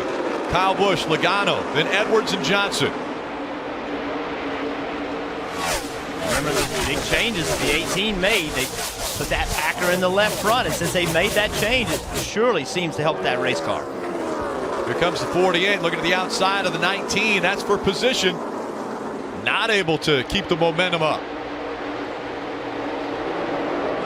And you have to wonder now, Chad Knaus, that 48 made a big adjustment. It looked like he removed some front packer, got the splitter lower to the ground, and now he just doesn't seem to be able to keep up on new tires. But we're only a few laps into this run. If it goes all 60 laps, that might be just what the 48 needed. And this is the first time all day long that Kyle Busch has led these 4 championship contended drivers. Still 53 to go. And Rick talked about it at the drop of the green, how when the lights come out and the sun goes down, here comes Kyle Busch. All evening long, he's been describing his race car, comparing it to last year. Remember, he won last year and won the championship. Things like, hey, I didn't have this last year, or this was in last year, let's get that back. So he has something really good to compare with, including that his car came on great at the end of the race last year. And Dave, remember this racetrack, we only run here once a year. Once a year we come. You don't run here twice. A lot of times we go to racetracks twice a year. This one we only come once. And you got to go back to that moment where Kyle Busch thought he had an issue with the right front tire, hit pit road. The pit crew was ready. They made adjustments.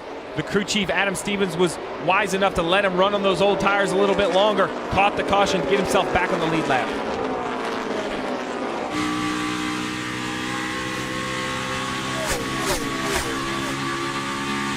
Kyle Larson still out front, as Larson has run a great race tonight. 84 laps in front of the field. Kevin Harvick's led 79. We mentioned this is the first time that Kyle Busch has been in front of the other Championship 4 contenders leading into that battle. And for more on Kyle's teammate, Carl Edwards, let's go to Kelly. Well, Rick, even though that 12.5-second pit stop cost them a few spots on the track, this team's not too concerned. Plenty of time here. 58 to go. 58. Yeah, simple. I'm not worried. Get to do some of that driving stuff now. Yep. And now it's 50 to go, and everyone should be good on fuel. Fuel shouldn't be an issue, but we have seen virtually everyone short pit or come way before they need fuel. We've seen them come as early as about 35 laps on a run. With 49 to go, can you chance that and potentially come early, or do you now have to stretch it all the way till the checkers? Well, I think these teams are forced to stretch all the way until they either get a yellow or a checkered flag. The real question is what happens after lap 40?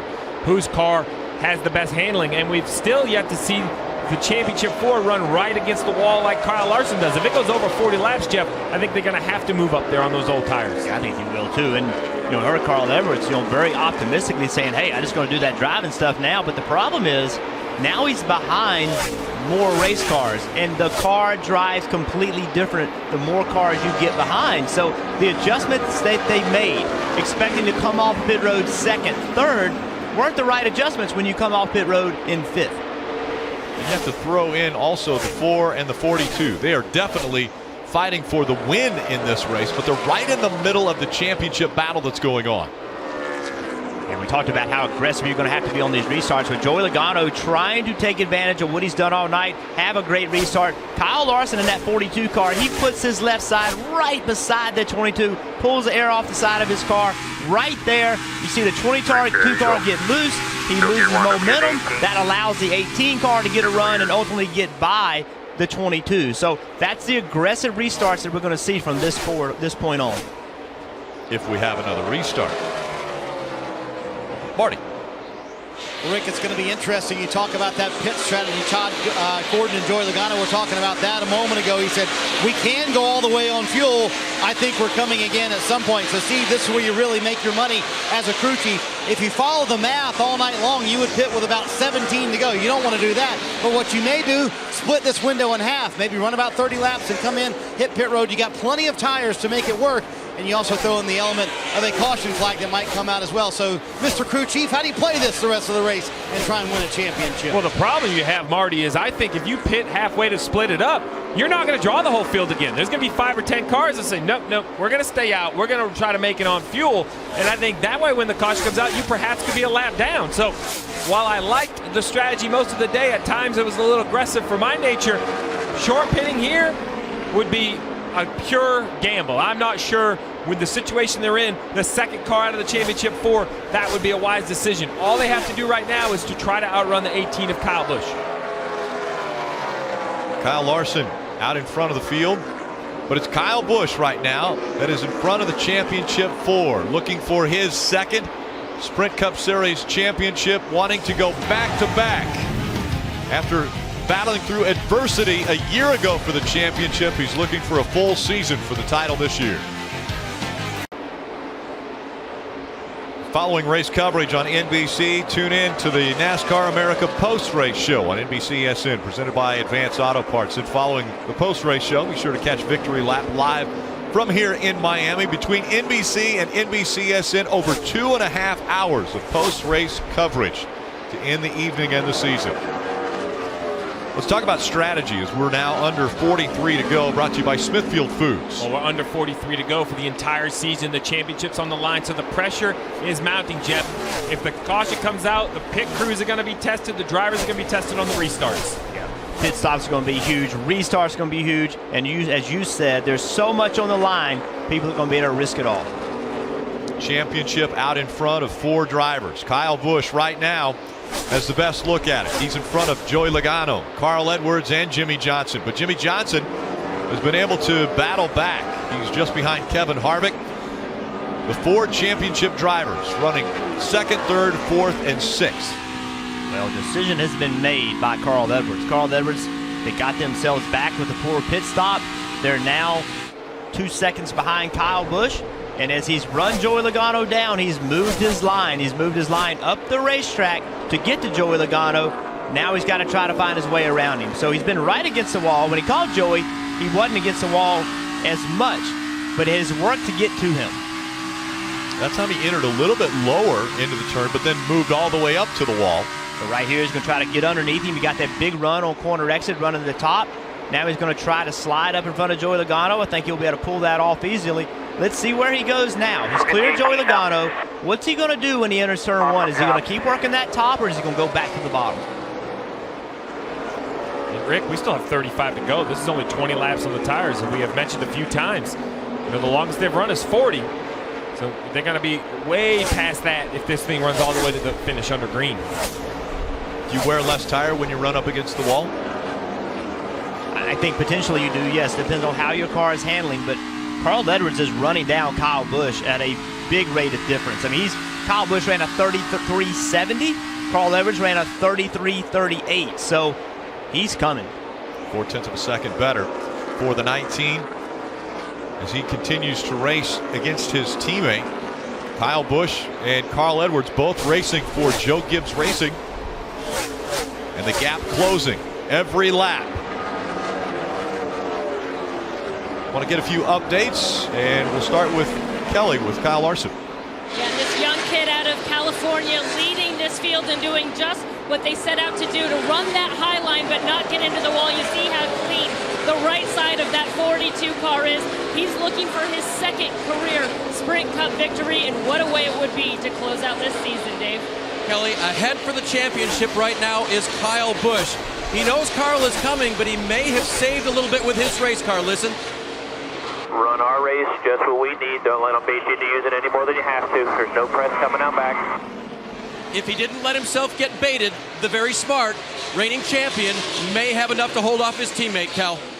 And after long laps, we have now seen Carl Edwards finally move up to start racing that high line. The team telling him, you still got plenty of time to go. When he got around the 22, they said, just one more to go. Carl, go reel him in.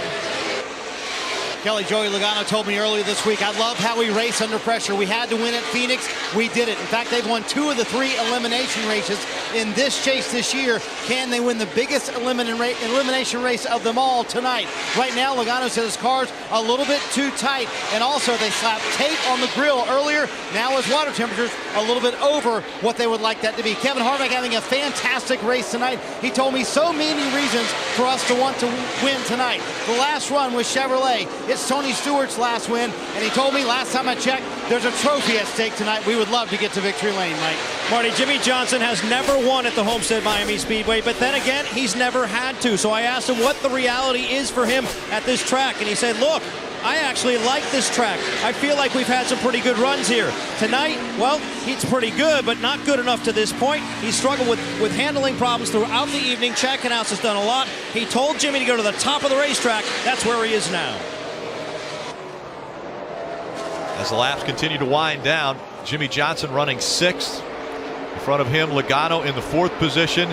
The gap closing between the 19 and the 18. And we've seen this before. And these drivers know exactly what the other will do in this situation, especially if it's for a race win. It was earlier this year at Richmond when Kyle Busch in the 18 was leading and the 19 of Carl Edwards was battling for the lead. He decided late in the race he would put the bumper to him, moved his teammate out of the way, and went on to win the race. After the race and before this championship, both have said, I know how the other one will race me. We saw that at Richmond. Now, they are nose to tail for a championship. Kyle Busch is in front, Carl Edwards is behind. Yeah, there wasn't much said about that until last week. You know, right before this race, Kyle Busch brought it up. No one asked him about it. He just brought it up and said, hey, I remember what happened in Richmond, and if I'm behind Carl Edwards, I know what I can do because Carl did it to me. So right now it's reversed. You know, Carl Edwards has first got to get by Kyle Busch. See Carl right against that wall. Well, you mentioned earlier in the race how Carl was leaving those last few feet to the wall. Now's the time to use every bit of real estate. If there's an advantage to run higher, he needs to do it. The risk is if it pulls you into the wall, you can damage it and give up a bunch of time. But with 28 to go, this is where the 19 actually looks to be better than the 18. As they go through traffic and they get to the bottom of the racetrack, the 19 really closes in. But I think Kyle Busch, if he can figure out where Carl wants to run, then Kyle Busch needs to go there. He needs to take Carl Edwards' line away from him, take that air off of his car. Right now, I think Kyle running the high line is kind of helping Carl Edwards. This could be the battle for the championship.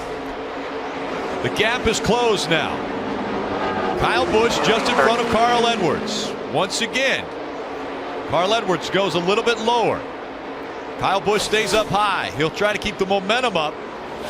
Try to stay in front of that 19. Kyle Busch, he's got a difficult spot right here. It's obvious Carl Edwards is a little bit faster. What do? Do you try to take his line away, or do you run where your car is the fastest? And again, closing in on that territory of we haven't gone this far on tires in this race. This is an opportunity right here. You're going to see Carl Edwards hang a left, get into the corner to try to pull alongside.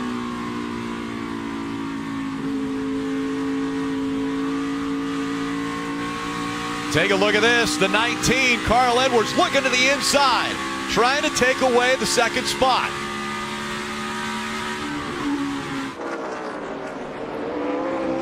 Inside is there. On your tight. Down to the bottom of the racetrack. Carl Edwards, Kyle Busch, side by side as they go outside. Down the backstretch they go. Carl Edwards into turn 3. He has the advantage. He takes second away from Kyle Busch. Carl Edwards once again leading the championship forward. 4 more times right here. Nice and smooth. Let's drive away. 24 laps to go. Kyle Busch, does he look to the inside and try to take the spot back? That lower line working for the 18 now as well. Not able to clear him.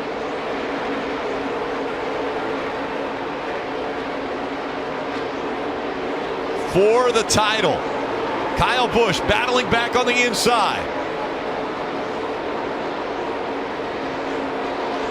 Carl Edwards keeps the momentum up on the high side.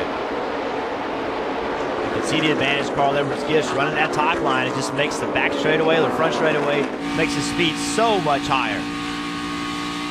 Remember, Kyle Larson is in front. He's winning this race right now. He's leading the field. He has a 3.5 second advantage over these two. But these two could care less who's in front of them. They know that this is the battle for the championship. Carl Edwards right now in front of Kyle Busch. Carl Edwards looking for his first ever Sprint Cup Series championship. He knows what he has to do. He has to stay in front of the other 3 competitors. See Casey Mears going by both of them. He just pitted 5 or 6 laps ago, so he has newer tires. Now the question is, can Carl Edwards stay conservative? Can he stay a line off the wall? Can he take care of the right side of his car? We're getting to that point. 33 laps on this set of tires, 22 to go. We've seen him run 40. We haven't seen them run past that. As the tires wear, is Carl Edwards using his stuff up? Is Kyle Busch saving some tire right here, or does he just not have enough car to keep up? How hard does he push it? That's a big question right now for Carl Edwards. He's out in front, and now he's put a big gap between himself and Kyle Busch. Those two were racing side by side hard, But now with Carl Edwards, a big gap, does he save a little bit of his equipment in case there is a late run by Kyle Busch? Well, I think you're absolutely right. The 19 of Carl Edwards really races like this is for the race win. He manages about a 1 second gap back to the 18. A safe margin. Jeff gives him a little bit room for error, but doesn't push those Goodyear tires any harder than he needs to. Two teammates racing for a title. Out in front right now, it's Carl Edwards. Kyle Busch running in the third position, but just behind Carl Edwards for the championship. We've seen what these teammates will do to win a race. What will they do for a championship? If Kyle Busch is able to get back to his bumper, he made a comment earlier. He said, if I can stay with him, if I can get to his back bumper. When he was talking with Dan Patrick earlier this week, he said, if I can get to his bumper, I know how I'll race him. And in an effort to get back to his bumper, you've seen him change his line. Now he's running up on the high side. We saw him down at the white line, the corner before. He's searching, trying to find a place to make his car drive better. And Jimmy Johnson in the 48 back in the 6th position with 19 to go, trying everything possible to try to gain on these front two. You see right here, still fighting that loose condition. A big slide by the 48. I think the 48 of Jimmy Johnson needs to be thinking a caution. They must have a caution. Come in, make adjustments, maybe gain some positions on pit road. Laps winding down. Under 19 to go. The 19 out front. Thing is, though, Rick, it's only 0.6 of a second between these two. Lap traffic, we saw this yesterday in the Xfinity race. Lap traffic somehow doesn't know which line they want to be in. They could block Carl Edwards. They could get in his way. This is the line Carl Edwards wants to be in, but as he goes to lap cars, how much time will that cost him?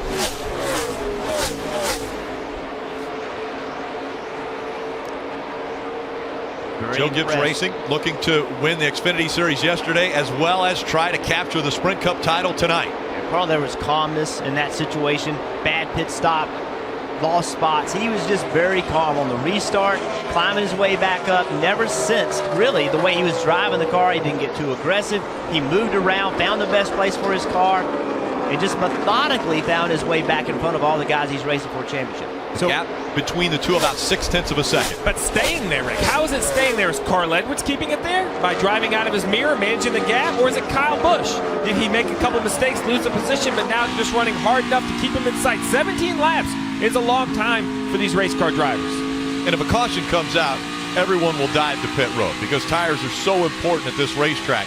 But if a caution doesn't come out, is he conserving some of his tires? Is Kyle Busch thinking, I've got one more run at this? We could be, because this right here is lap 40. We've talked about it. This lap right here will be the longest that either of these competitors have run on a set of tires today. So these last 15 laps are going to be uncharted territory. How much more does your car fall off? What kind of balance change do you have? Carl Edwards, the advantage between the two as far as wins. He has won twice at this racetrack. Kyle Busch won here a year ago to win the championship. The caution will come out. A restart.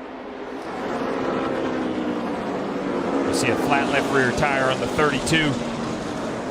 And now the pressure slides directly onto the 19 pit crew. They cannot make the mistake that they made a few pit stops ago. With only 15 to go, if you make that stop, you don't have a clean stop, it can cost you a championship. So much pressure now on the teams, on the pit crews, to not make a mistake. And does somebody gamble? Does someone like Jimmy Johnson gamble because they haven't shown the speed on the track? Could they gamble to get track position? Well, it's going to be a tough gamble. Jimmy Johnson's in 6th. If he was back in 10th, 11th, and 12th, I think you take 2 tires because you have nothing to lose. But in the 6th position, a good pit stop, restart 4th, you can win a championship from 4th. So I think Chad Knaus has to put on 4 tires. The question is, now it's a 15-lap run. We talked about how's your car going to handle for 60 laps. Put some air pressure in the tires, tighten the car up, put a little tape on the grill right here. We can do this, come on. What do you need? Let me know. Come on, Chad Knaus needs that information from Jimmy Johnson to make good adjustment. That way he can make the change, but I agree with you. I think what you do is you say, okay, pit crew, I trust you. I trust you to give me some spots. We can't gamble. We can't race these guys on 2 tires. Pit crew, get me those 2 spots. Get me under the 2nd row. The other thing, do they need fuel? Can they use the gas man to do something different to speed up the stop? Yeah, as we see here, this is what caused a caution with the 32 in the left rear tire, but that's what it's going to be about. I would put a little fuel in it just in case we saw some NASCAR overtime, so you'll have that extra man to maybe pull a left rear tire. The bigger thing is how much fuel do you want to put in for balance of the race car? If you don't put fuel in, Kyle Busch's wife, she's excited to give Kyle one more shot at this, but if you don't put fuel in, Rick, A, the car's lighter, which is great, but B, it also puts nose weight. The percentage of the weight is on the front of the car, should fire off a little quicker. There are 100 decisions going through the crew chief's mind right now. How about the driver? What's going through the driver's mind right now? Right now, clean pit stop, do everything I need to do, get closed up to the cars in front of me the best I can, get on the pit road, do everything right on pit road. That's the focus now. We'll get to the restart after the pit stops. Pit road is open. Here they come. Kyle Larson, race leader, leads them onto pit road. Mike. Jimmy Johnson telling Chad Knaus he can't rotate the center, needs more drive off. The call has been for 4 tires and more wedge adjustment. We've seen a lot of that from the 48 throughout the course of the day. This is the money stop for the 48, giving him an opportunity. Kelly. And the 19 of Carl Edwards said he was a little bit tight to start, but that could have been the dirty air, so I don't see any adjustments, just 4 tires, a little bit of fuel. You guys made the point. Gas man Tom Lampy went to the front of the car to carry a tire, now grabs the fuel, puts a little bit in. We had a slip in the back at the 18. Jake Seminara is back up, but he puts the tire on, Marty. Joey Logano's guys have gained him 4 spots this evening. It looks like they will gain him 1 more here this afternoon. Up to 3rd right there for Logano. It said it took off better. Car was a little bit too tight. They took some tape off and made an air pressure adjustment, Rick. You see the red arrow pointing down next to Kyle Busch. The big mistake on pit road will drop him back. We'll be back for the restart. Definite disappointment on the 18 team as the last pit stop. Definitely not what they were hoping for. Take a look at the rear tire changer. Well, it all starts with the lug nuts. He gets to the tire pretty good, but then he's in a rush. You see the sparks flying. The tire's not coming off. He's not getting the lug nuts off clean. The front easily beats him. Well, then in the rush, he tries to make up time around the car, compounds one mistake with another mistake, falls, ends up being a little over 14 seconds, 3 positions on pit road. And those 3 positions most definitely could be a championship. Kyle Larson still out front. Carl Edwards came out in front of Logano, Johnson, and Kyle Busch.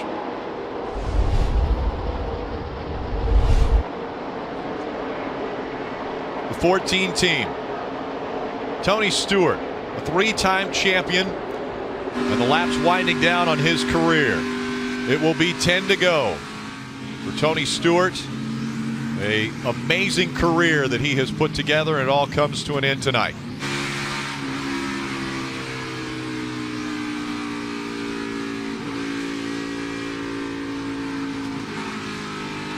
So now as they line up, Kyle Larson picked the outside. That put Carl Edwards on the inside. The guy that's done the best job all night long on restarts is Joey Logano, starting right behind Carl Edwards. Can Joey Logano lay back a little bit, get a run, get alongside the 19 as they enter turn 1? Yeah, and the 48, 6-time champion Jimmy Johnson, the car just hasn't agreed with him. Chad Knaus, you heard him before the pit stop. What do we need? Big adjustments on the 48 and to his outside. The 18 of Kyle Busch, a poor pit stop, but now he lines up in the outside. No one's better rolling the top than the 18 of Kyle Busch. And you can bet Kyle Busch will try to make that happen. He's unbelievably good on that outside on restarts. 10 to go. They come into the restart zone. Kyle Larson, the outside. Carl Edwards on the inside. Green flag back in the air. They're blocking. Good go down low. Carl Edwards into the wall. He got tagged by the 22. Big hits by the 19. And the caution comes back out again. That is exactly what we saw Joey Logano was going to try to do. Big fire of the 78. But that is what we thought was going to happen. Obviously, the wreck isn't what we thought. Martin Truex Jr. needs to get out of this race car. Very aggressive on the restart. The flames rolling out from underneath the hood of the 78. Red flag comes out. Martin Truex Jr. is out of the car.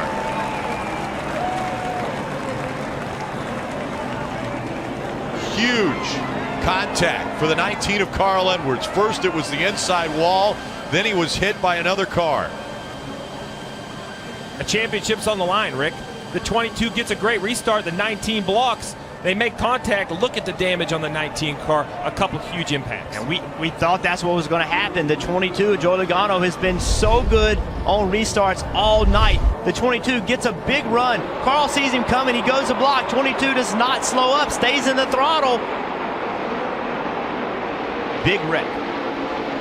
And the 22 really ended up getting a lot better out of that situation, because it looked as though Brad Keselowski laid completely off of him, the 22's teammate. Well, he wanted nothing to do with it. He didn't want anything to do with the accident or the championship battle. But you see the 48's blocking the 2 to the bottom. And listen, if you're a Carl Edwards fan, you're upset at Joey Logano. If you're a Joey Logano fan, you're upset at Carl Edwards. That right there is Joey Logano being aggressive, making a very, very aggressive move, but he got a good restart. Carl Edwards had no choice but to block. If he doesn't turn left, Joey Logano's next to him entering turn 1. He's in the middle of 3 wide. Worst possible scenario for Carl. Carl turns left, trying to block a championship on the line.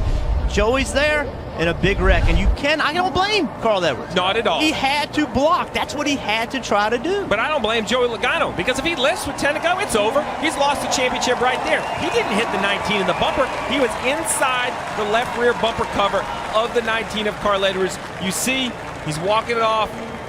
It's just the frustration. It's the size of the moment. A championship on the line. We knew restarts were going to be crazy. This one was completely out of control. But what a car that Carl Edwards had tonight. That's got to make the disappointment worth. Remember, 5 years ago, he tied here. He came back trying to win a championship. It's mandatory that when a driver gets out of the car in the race that they go to the infield care center. Normally, they're taken there by the ambulance, but I believe the communication between the track worker, the safety worker, and Carl was, I'll walk over there. I'm going to walk there. And remember, the 19 car led 47 laps tonight. That was the best of the 4 cars that were contending for the championship. So now that's why they're disappointed. That's why he was so dejected. Now NASCAR, after this restart, they're going to have to go and figure out where everybody lines up. Remember, there's timing lines around the racetrack that lock them in, but there's also the factor that you have to maintain speed.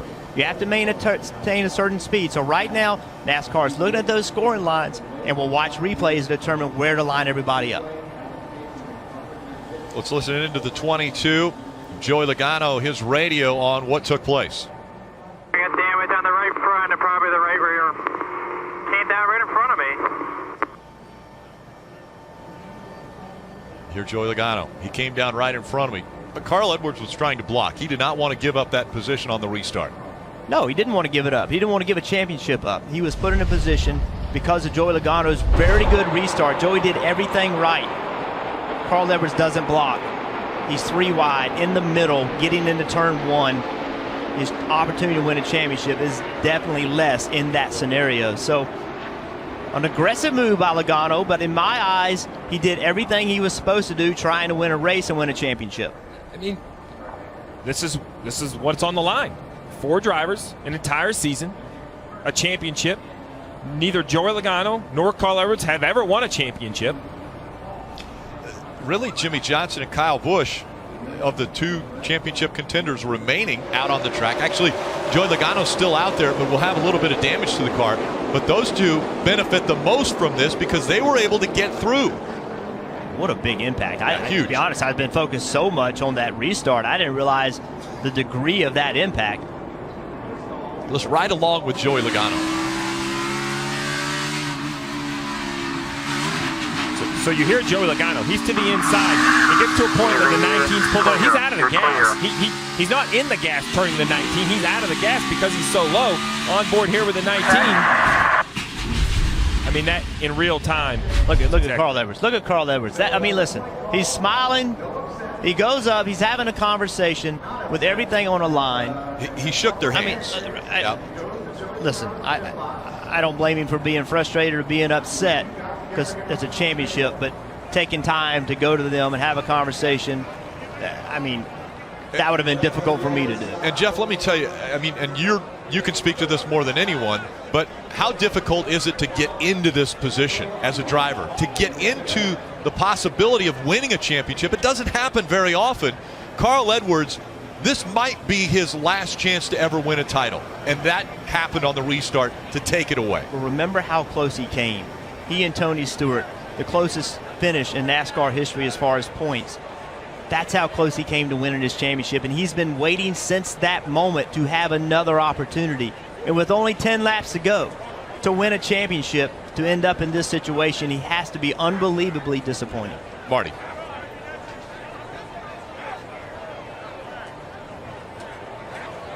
walking along with Carl Edwards, and he has to go to medical first and be cleared, guys, just as you know. So he's going to go do that first. But he walked up to apologize to Todd Gordon, said it was 100% my fault. And in fact, he told Todd Gordon, he said, tell Joey, go get it, go win this thing. So that's what he told Todd Gordon when he went up there, shook everybody's hand on top of that pit box, said, my fault, 100%. I'm sorry that I came across his nose like that. So what a class move by Carl Edwards. And we saw that after the 2011 championship. First guy to Tony Stewart's window, Carl Edwards. Tonight, a big wreck here.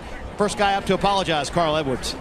Well, Rick, if I'm a crew member on the 19 team, if I'm Dave Rogers, Carl Edwards, crew chief, I'm completely okay with this. Those are the moves you have to do. No one wanted it to end like this, but if he allows the 22 to get to his left with 10 to go, stuck in the middle 3 wide, he knows he's ran these restarts all night long. He was not going to be in the right position. He was going to lose the lead.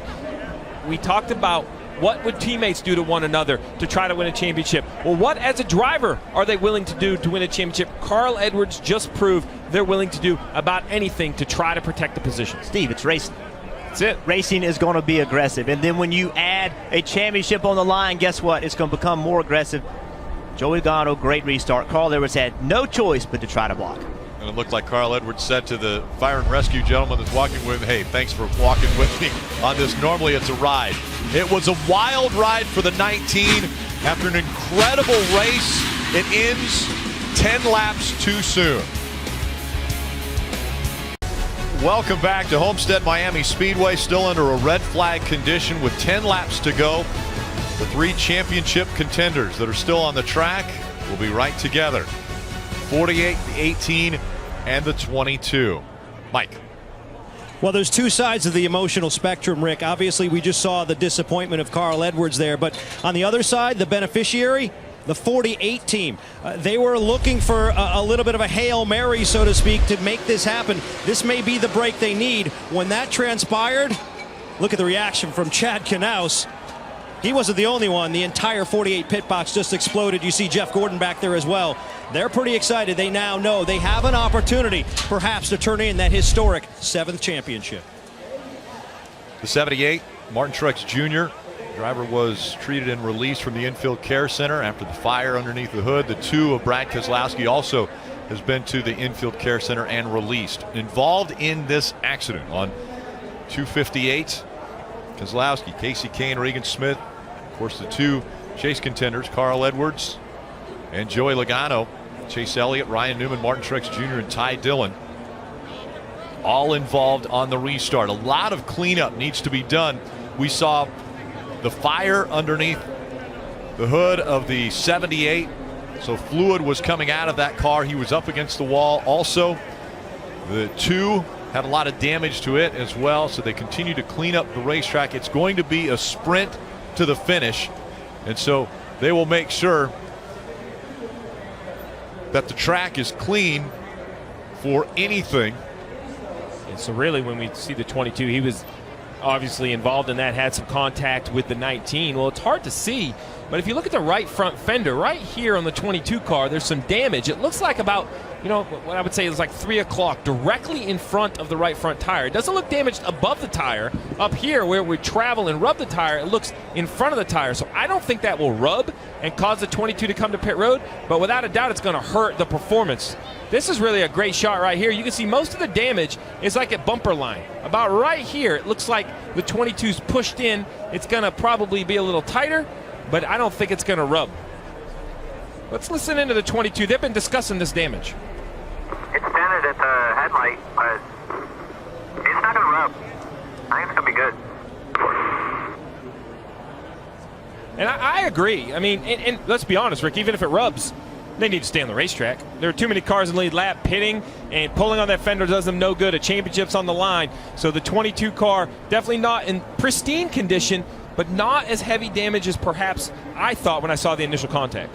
Let's go to one who was involved in this incident. Standing by with Kelly. Yeah, Martin Truex Jr. Right in the middle of that. Your car was engulfed in flames, but what was your vantage point? All I seen was the 2 coming up the track and nowhere to go. So just one of those deals, wrong place, wrong time, and we got put in the back a few times. Once was our mistake early, and then Harvick's mistake after that, and just unfortunate. We had a really good race car tonight and nothing to show for it. So that's 2 weeks in a row and frustrated. So glad this year's over, and we'll go regroup and get ready for next year. Thank you, Martin. Carl. And the 5 and the 19 also were released from the infield care center. So Casey Kane and Carl Edwards. And I believe, Kelly, you're now with Carl. Yeah, Carl, after walking all the way back to the infield care center, Carl, it sounded like you accepted responsibility for that. Take me through the restart. Yeah, I think it was shared. You know, I feel like it was just racing. Haven't seen a real close-up view, but the way I had it figured is, first of all, that was the race of my life up to that point. It was a lot of fun, and Joey was so good on the short run. I don't know how he got that restart. It was a really good restart. I thought everything was going to work out, and Jason told me he was looking low, and he told me basically he was there. I knew what Jason was saying, and I just pushed the issue as far as I could because I figured that was the race there. And so, yeah, here, let me watch it again. Yeah, Joey just timed it perfectly. He moved down. I thought I could feel him a little, and I just thought that that's probably a little optimistic, but I thought I'd clear him or force him to lift. I just thought I'd have just a little more time. But he drove down as far as a guy could be expected to drive down. And that's how it ended. I don't know what the caution was for. I really hope it was something that, that we need to have a caution for. That was going really well. Carl, we saw you walk over to the 22 pit box, shake their hands. It sounded like maybe there was an apology. Why was it important for you to go over to that team? Yeah, no apology. I just wanted to say, hey, that's just racing, and good luck to you guys. There's so much on the line. I want to make sure that, I don't want anything extra to mess with Joey. He's done a good job, and they deserve to go have a good, fair race. I hope Kyle gets it. I just can't thank everybody enough, all of my fans, Eris, Toyota, Subway, everybody that came down here to support me. Comcast, Sport Clips, a little ashamed of my haircut. I need one, and I thought we had it. That was frustrating. 5 years ago, you know what happened. You lost the championship here. You called it the ride of your life. How will you reflect on this race? It was so much fun to drive up through those guys.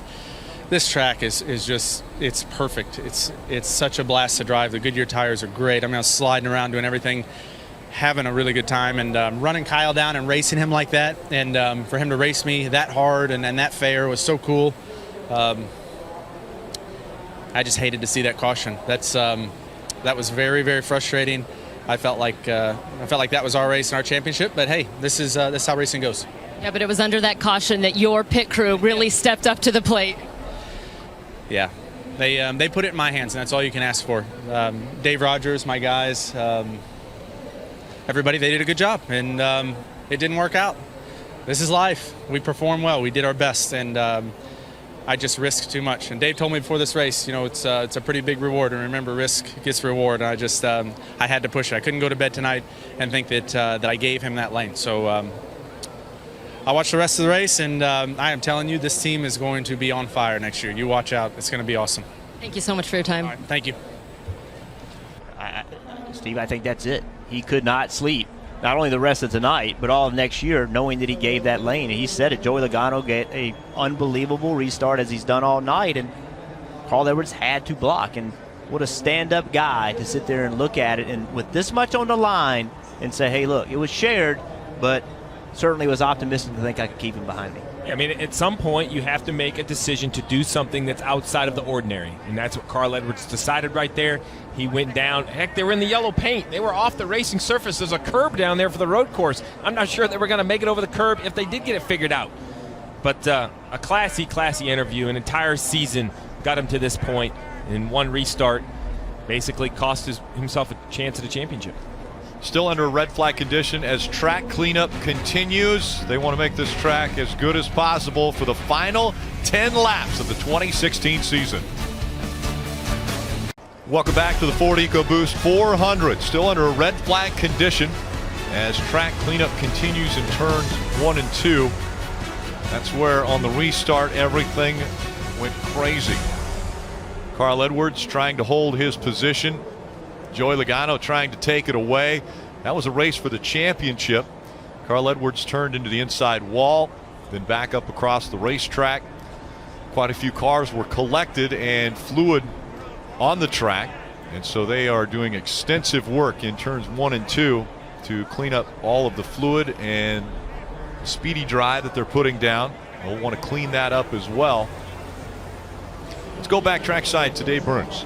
Standing by with crew chief of the 18, that is Adam Stevens. And Adam, you told Kyle there may be another opportunity for him. Here it is.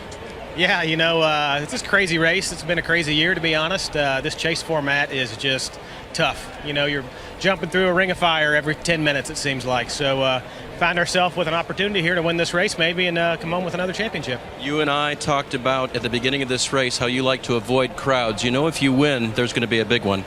Yeah, crowds really aren't my thing, but it kind of comes with the business, and I'll be happy to mingle with this crowd later. Do you feel like you need to stay out here or come down? Well, we don't even have a full lap on them, so there's absolutely no reason to pit right now. All right, Kyle Busch with the tires they just put on. We'll see what he can do. And that was calm, cool, collected for a crew chief. I think he understands it's out of his hands right now. I was going to say. The tires were changed. Their crew did a great job.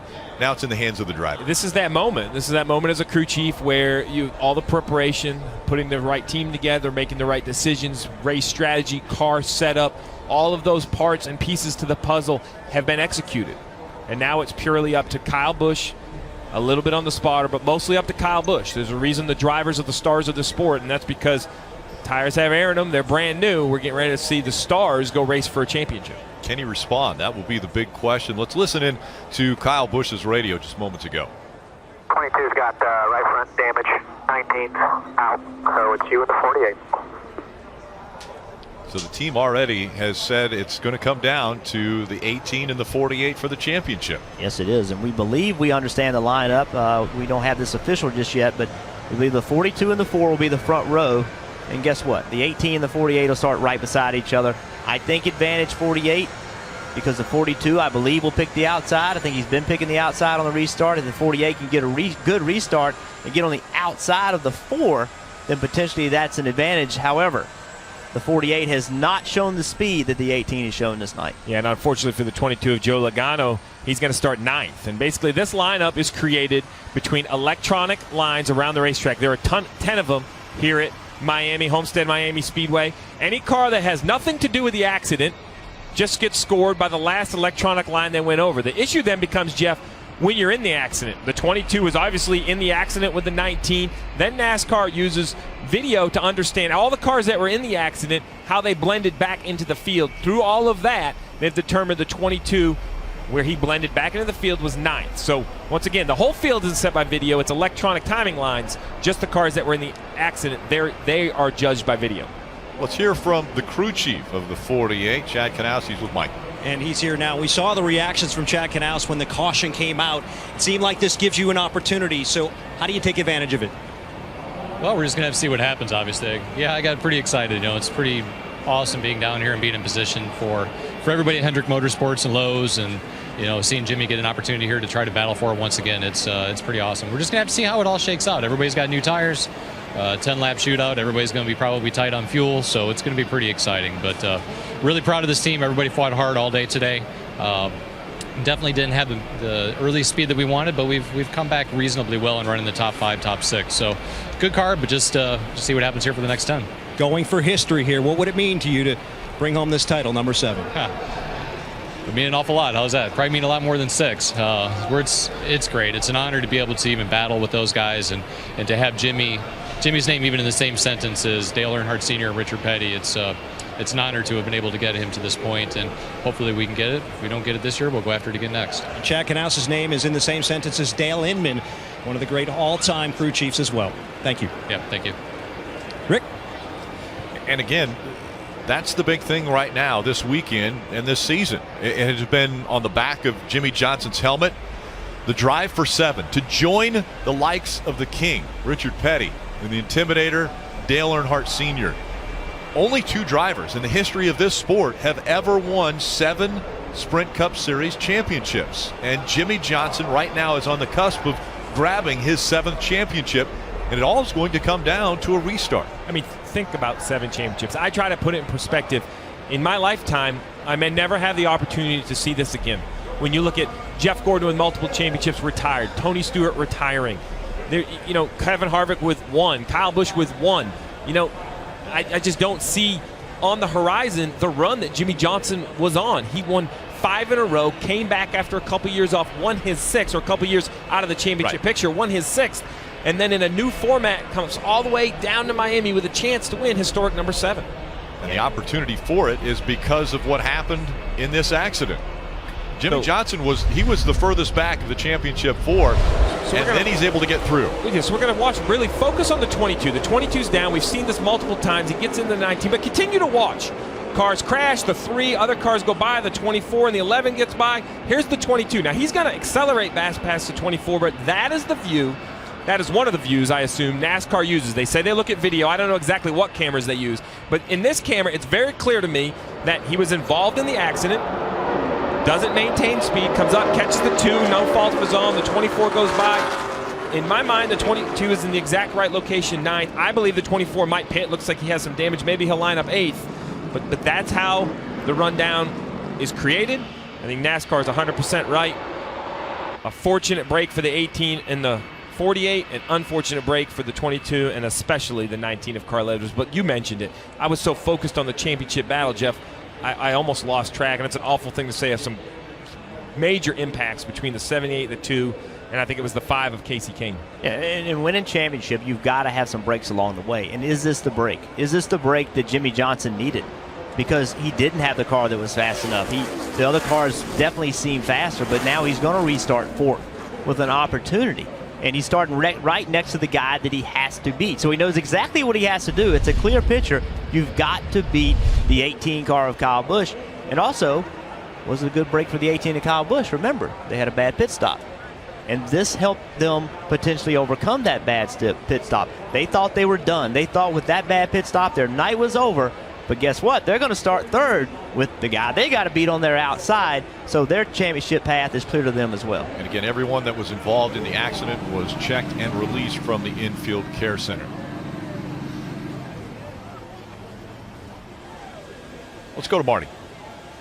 Well, Rick, we've heard the other teams kind of count out Joey Logano and his race team, so I want to tap into Steve's brain real quick. They're going to restart 9th, as you guys mentioned, but it looks like there's going to be 17 cars on the lead lap here. They have that right front damage.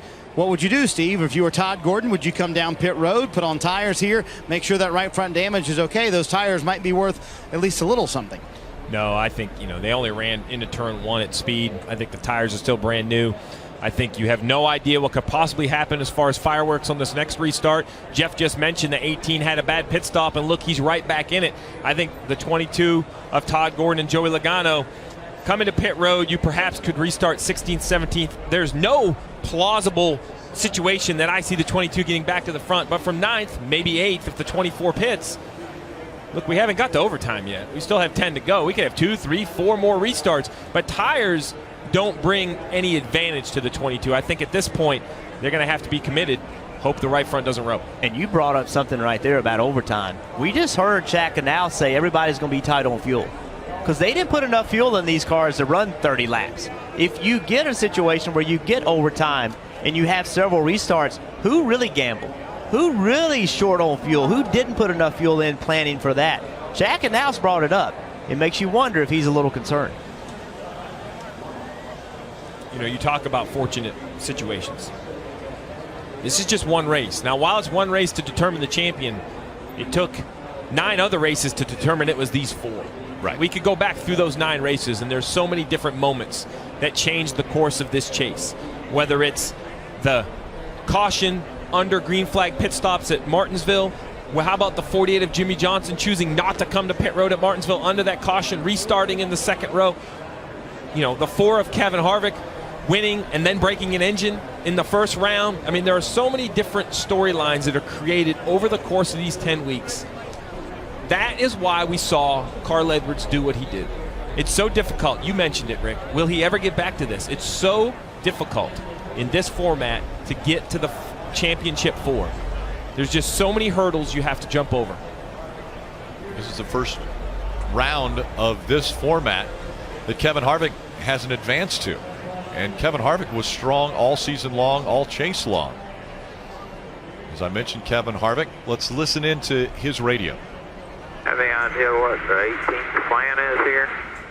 Going to be on us, ready to push, or do you think he's going to bonsai? I haven't seen Earl down here talking with the 42. Yeah, so there's the question. We just saw Joey Logano make that aggressive move trying to get underneath Carl Edwards. Carl Edwards blocked. Well, what is Kyle Busch going to do right here? Is he going to try to push the 4 car, assuming the 4 car is on the bottom? Is he going to try to push him by the 42, or is he going to try to time it just right and make it 3 wide getting into turn 1? That's the question that Rodney Childers was asking. Let's check in on the 18, Dave. And Steve, Adam Stevens would agree with your hurdles comment there about this chase format. I asked him this morning, if you're the first multi-winner in this elimination format, what would that mean? He said, well, it means we can put a plan together, we can execute, but maybe more importantly, it means we had a lot of good fortune because this format is so challenging. One little thing and you're knocked out. They've made it here, they've got a shot. Rick, we've talked all weekend long. We saw it in the Xfinity race. How are the non-chasers going to race the chasers? Well, what decisions will the non-chasers make that will affect? Kyle Larson in the 42, a dominant race car, has led 124 laps today, the leader of the race. He has lane choice. Why that's important is because when you look behind him, the 18 of Kyle Busch will be on the inside of the second row. The 48 of Jimmy Johnson will be on the outside. Arguably, I would say whoever starts behind the leader is going to have the biggest advantage. Maybe, Jeff, you disagree. Maybe the guy on the inside can jump the restart. But Kyle Larson's decision, and it should be his decision on how he thinks he should win the race, is going to directly affect which one of those championship hopefuls has the advantage on the restart. Yeah, knowing Kyle Larson and how he races, I would be surprised if he didn't take the top. Unless he looks at the racetrack, we saw that oil dry on the racetrack, but he doesn't feel like that's clean, and he's going to have to run the middle through that. Then maybe he would take the bottom, but I think Kyle Larson will probably take the top, putting Jimmy Johnson behind him. But that's my opinion. That's what I would do if I was driving a 42, but guess what? I'm not driving a 42. After a 31-minute, 9-second red flag, drivers had a lot of times to think, and 2 drivers potentially could affect the championship. They're out front. We saw that last night, Steve. We really did. Last night it seemed was going to come down to the 4 championship 4. They had run the race, but Cole Whitt in the 14 decides to stay on the racetrack. They were out of tires. They feel their best strategy is to stay on the racetrack. He stays out. He doesn't go on the start. Elliott Sadler on 2 tires gets a good start. The 19 of Daniel Suarez easily goes by them. The 19 of Daniel Suarez wins the championship.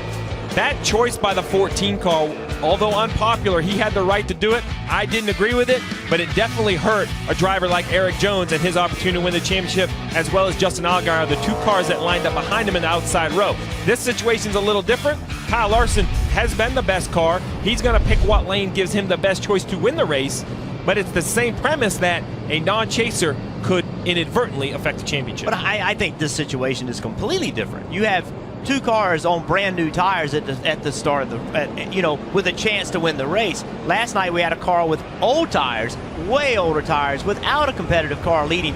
Here you have Kyle Larson, who's had the best car all night, Kevin Harvick, who's won a bunch of races this year, both on the same tires as the guys behind them. I think the best thing they can do is go run their race. Just go race to win the race. That's what these guys need to do, because that's what they're here to do. They're here to win the race, and they have cars capable of doing it. Kyle Larson has led 125 laps. And second to that is Kevin Harvick. He's led 79 laps. Yeah, that's the big difference. Those 2 have run up front all night long, so they have been good all night long.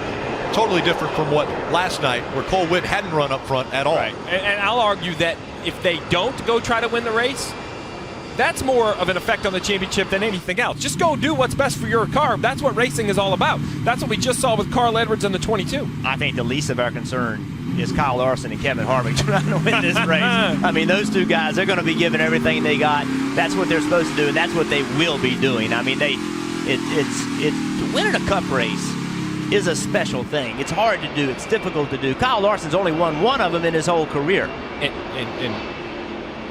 Rick, road's going to be open here. I'm expecting that we won't see anyone take advantage of open pit road other than some guys at the back. Well, Chase Elliott came with damage. So the only reason why I'm bringing that up is, unfortunately, it's a negative for Chase Elliott. He's going to have a penalty. But more importantly, for the 3rd of our championship 4 that's still on the racetrack, Joey Logano, that moves him from 9th to 8th, gives him the outside lane. We still have 8 to go. There's a lot of racing left, so I don't think we want to, close our eyes to the fact that Joey Logano's still on the racetrack. Will be lining up outside row 4. More than likely, it'll be a 6-lap shootout. They'll go around one more time before they let them know 1 to go. And Rick, you mentioned all the speedy dry that was put down in turns 1 and 2 required, and we saw fire and fluid all over. But now the question is, Jeff, you think you know which lane is preferred, but is going to be a lane. I mean, look at this mess down here. Is the top lane, the safety workers are going to do the best they can, but nothing cleans off the track like race cars. So is the grip level going to be there? Is it going to be the same grip level these drivers have had all night entering turn 1? Yeah, that's such a difficult call for a driver right now when they go through that corner. First of all, when NASCAR says, okay, track's good, we're going to go race, Joey Logano on pit road right here. 22 decided to come to pit road, Marty. It worked out perfect. Todd Gordon was planning that the entire time, and everyone behind them came. That's a game changer for this racing. They're going to work on that right front damage. 4 fresh Goodyear tires. He said the car, not bad. It was a little too tight on that one corner that he had, or actually a little too tight on the run before, but 4 fresh Goodyear tires. I don't know, guys. This could be a big difference for the 22. The fresher tires are going to be really a half a lap. So, yes, they are fresher tires. Yeah. And he didn't lose track position because of the fact everybody behind him came with him. So let me applaud Todd Gordon understanding the details. A lot of those cars had taken the wave around a little bit before this caution. He knew they had to come down. So while the tires aren't an advantage, tugging on that right front fender is a big advantage. That was definitely going to affect the handling. He got the right front fender repaired. Perfect example, Todd Gordon. You see kind of the smile on his face right there, Marty. I think Todd Gordon continues to race for a championship. Very impressive call. Continues to be aggressive, no doubt about it. All right, tell me about the call and why to come to pit road there. I felt like a lot of guys behind us had come. Obviously, everybody came, but had damage in the right front. I want to get that pulled back out. Tail corner had some damage. Wanted to get a cap on that and pump tires up. This guy on a restart with 5 to go, I'll take him any day of the week. Was there any question in your mind you were coming? No. All right, what did Carl say when he came up here? He said that was good, hard racing. Totally my deal. Go take care of this thing. All right, there you go from Todd Gordon. So no question in his mind, was he coming down pit road? They did it. We'll see if it pays off. Interesting thing right there I heard Todd Gordon say is that get the tires pumped up. And what that means is these tires, you know you're going to have a short run. Put up more air pressure in it than you would if you were going to have a long run. So that makes more grip. The other cars, they did the same thing, but they have sat under red flag for a period of time. Quite possibly, they have less air pressure than where the 22 car has of Joey Logano. Joey Logano's tires have no heat cycles whatsoever. So I think there is an advantage. I don't know if it's enough advantage in 5 laps to get back to the front, but I think he has an advantage with tires. So Jeff, my question is, we see row 2 of the 18 and the 48, but row 3, 2 Joe Gibbs teammates. Is that an advantage that Kyle Busch perhaps won't have to block to his left, won't have to look into his mirror? I can't imagine the 20 of Matt Kenseth is going to press the issue for a top 5 finish. He's going to allow Kyle Busch to race for a championship versus Jimmy Johnson, who's going to have to be aware of the fact that Denny Hamlin behind him, I'm sure would love to jump to his right rear quarter panel, slow him down to help his team into the 18. Well, one thing we know from Joey Logano, he's going to get a good restart. I would be shocked if we don't see him have a really good restart and being able to push the issue getting into turn 1. It all comes down to this. 5 laps to go. Lights are off on the pace truck. He'll make a hard left turn and come down to pit road, putting the field back in the hands of Kyle Larson and Kevin Harvick. They make up row number 1. Larson has once again chosen the outside line. Behind them for the championship, Kyle Busch on the inside, Jimmy Johnson on the outside.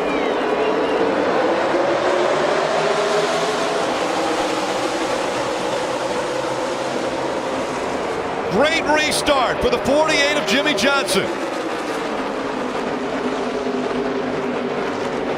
Trying to get by the 4 now to put a gap between himself and the 4. Here comes the 22. Around goes the 17. Ricky Stenhouse Jr. slides into the inside wall. Caution still not out. As they come out of turn number 4. Caution now will come out. Caution's out. Crash.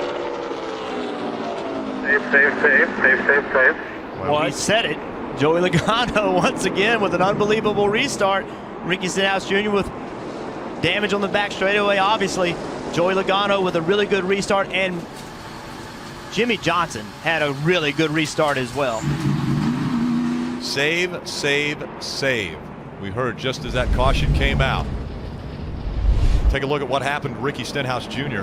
See, they're 3 wide, and he was on the very bottom of the racetrack in a really bad position. Less banking down there than on the top of the racetrack. Cars on the outside and pulling the air off of the rear spoiler, and it just comes around on him. NASCAR tried to not throw this caution. You see right here, it just spins around. They tried to let this thing just continue on, but not throwing a caution, but this damage right here and him not being able to get moving as quickly as they thought he needed to, they ended up throwing it. Yeah, I mean, there's nothing that 17 can do here, but what a restart by Joey Logano and this 22 team. And when does the caution come out, and where are they going to line up now? Is the 22, did he beat the 4 car, or is he going to line up 3rd, or is he going to line up 4th? And remember, just like the last time, it all comes down to the electronic timing lines around the racetrack. It's Kyle Busch's wife, Samantha. And now we see the 18 on pit road. Dave. Rick, they want the fresh tires. They want the car to be freed up just a little bit. That's what Kyle asked for as he came to pit road. So he'll get the fresh ones. What about track position when he leaves, guys? He's going to lose a lot of track position. Only 3 or 4 other cars came to pit road with him. I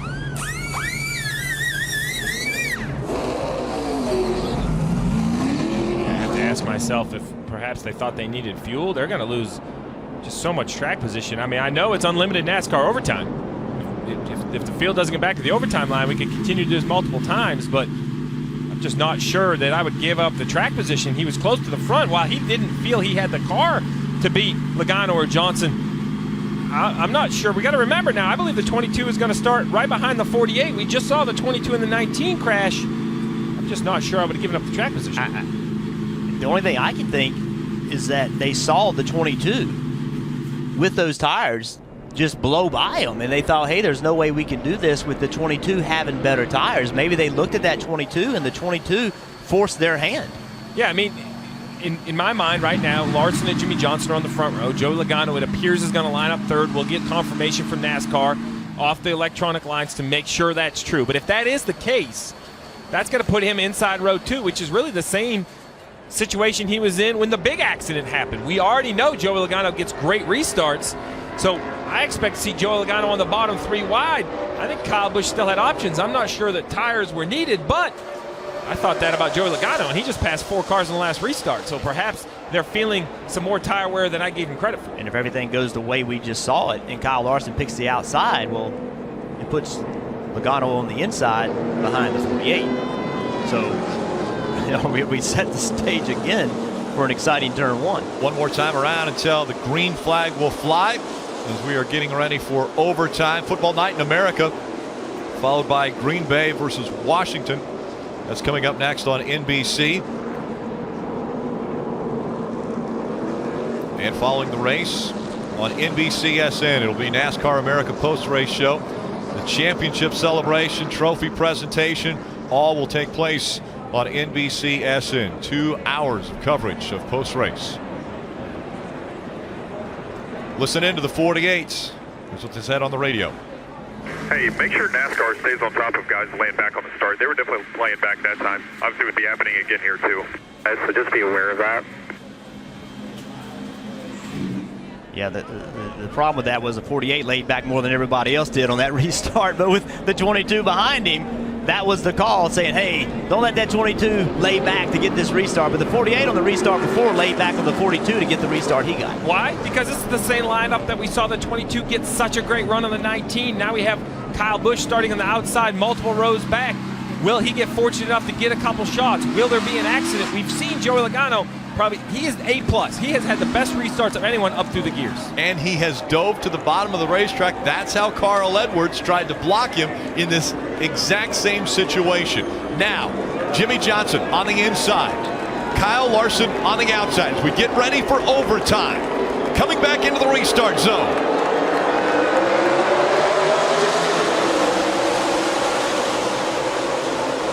Great restarts by both the 48 and the 22. Kyle Kyle Larson drops back to second, but he fights back on the outside.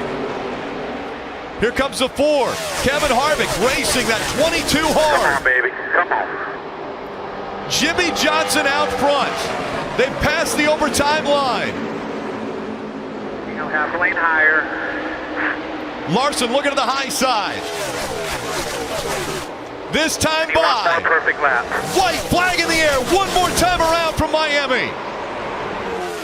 Jimmy Johnson has never won at Homestead-Miami Speedway, but he's never been in a position where he's had to win for a championship. Down the backstretch he goes. A half a lap away from the championship. Jimmy Johnson through 3 and 4. Make room. Richard Petty and Dale Earnhardt. There's another 7-time champ. Jimmy Johnson wins his 7th NASCAR Sprint Cup championship.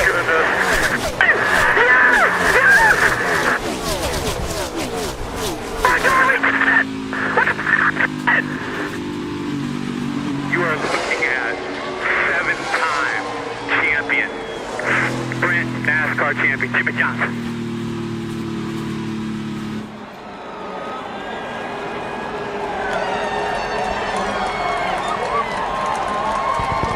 I don't even know what to say. Jimmy Johnson, man, I am so proud of you. So proud of you. You're a good man. You're a great champion. Now you're a 7-time champion, brother.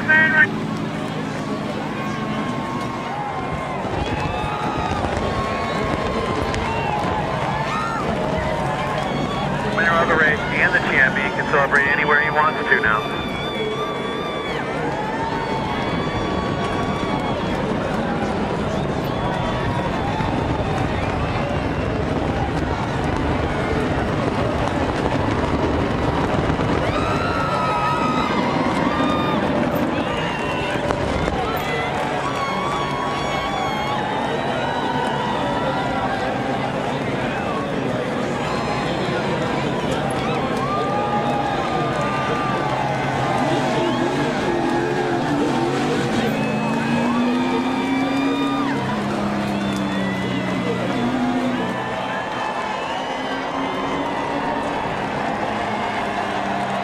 Jimmy Johnson. He's celebrating at Homestead-Miami Speedway. This moment presented by Sunoco, fueling victories all season long.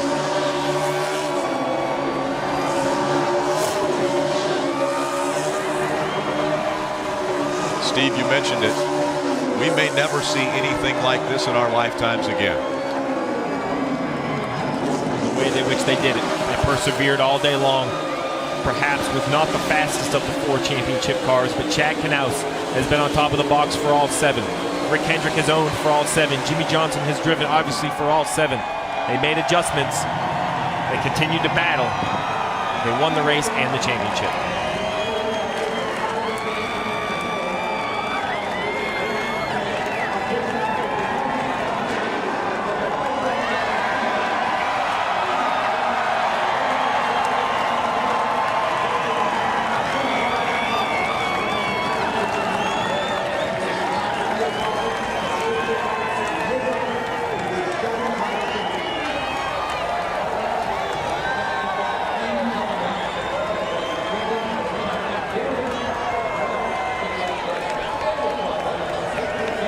He started the race at the back of the field.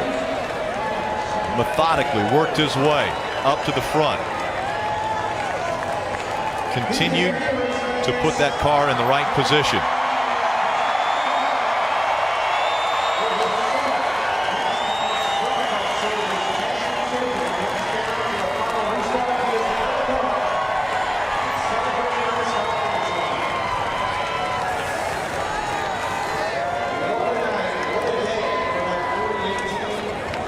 Final restart. Had the best one of his life. Had to get out front. Stay in front of Joey Logano and Kyle Busch. And he did it. He wins the race and the championship.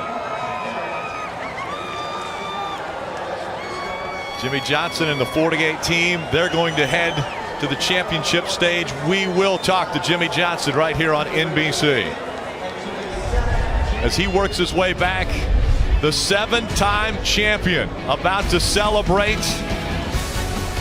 He mentioned it when he won and knew he was going to be a part of the championship 4. He couldn't avoid thinking about the possibility of winning the 7th championship and joining Richard Petty and Dale Earnhardt as the only drivers to ever win 7 championships in the Sprint Cup Series. Jimmie Johnson has joined that elite fraternity. 7-time champion Jimmie Johnson. We return. Coming up next, it's football night in America, followed by Green Bay versus Washington. Right now, we're celebrating a 7-time champion in Jimmie Johnson. Richard Petty won his first title in '64, his 7th title in '79. Jimmie Johnson has done it faster than any other driver.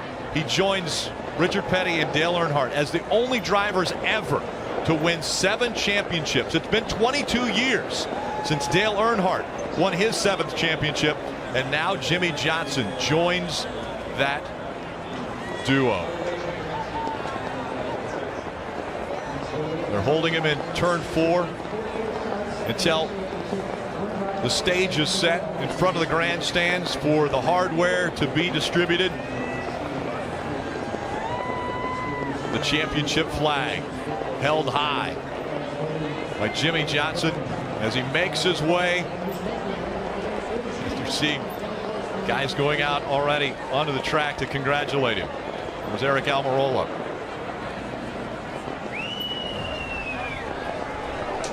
He couldn't wait. He decided to run all the way to turn 4. Let's go down to Marty. Rick, we're making an impromptu victory lane down here with Jimmie Johnson. We'll let him climb out of the race car. We certainly want to give 7-time his due. Jimmie gets to get out. And Jimmie, I gotta ask, as a kid from El Cajon, California, did you ever dream this would be possible? Oh my gosh, there is no way on earth. Just beyond words, and didn't think that the race was unfolding for us like we need to be the champs, but we kept our heads in the game, and Chad called a great strategy, made some great adjustments for the short run.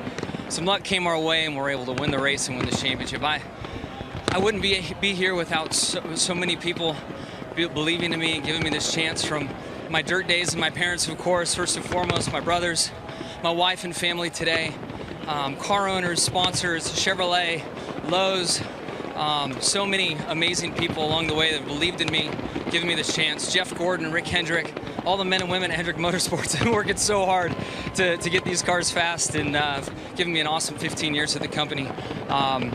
Just thank you. I mean, from the bottom of my heart, I am so thrilled to be here in this moment, so grateful for the opportunity, and so thankful and blessed. I'm lost for words. Petty, Earnhardt, and now you can say Johnson. What is the significance of the 7th for you, Jimmie? It's big. It has a lot of different meanings. You know, the number 7 is a very special place in my heart.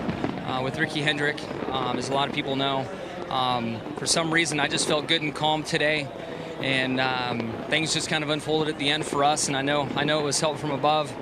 Al Schill Jr. also ran the 7 car, good friend from the short track days in the Midwest. We lost him a long time ago. His number was 7. There's just a lot of different things with 7. Even in my younger years on dirt bikes and things like that, 7 was always around. So in my heart, I wanted to believe it would happen, and it has, and I can't believe it. Congratulations, Jimmie. Thank you so much. All right, we're going to let him go celebrate, and Jimmie Johnson with an impromptu victory lane here in turn 4, Rick, and he's going to go celebrate with his team here momentarily. 7 championships. He mentioned the 7 of the late Ricky Hendrick. Rick Hendrick's son, who died tragically in a plane crash. Coming up next, it's football night in America right here on NBC. On NBCSN, you will have complete post-race coverage. We'll hear from the champion again and more interviews on NBCSN. And welcome back as the champion making his way to the stage. What an incredible run it has been for Jimmie Johnson. 5 championships in a row.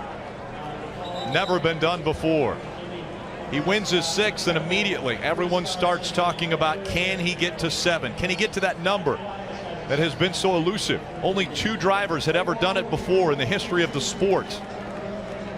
He had never advanced past the round of 8 in the new chase format until this year. He makes it to the championship 4. He had never won at Homestead-Miami Speedway. Check that off the list now. There's only 3 tracks that Jimmie Johnson has not won at. Chad Knaus greeting his driver. Shanny there as well with the kids. Daughters Lydia and Genevieve joining Dad in this ride. What an amazing run.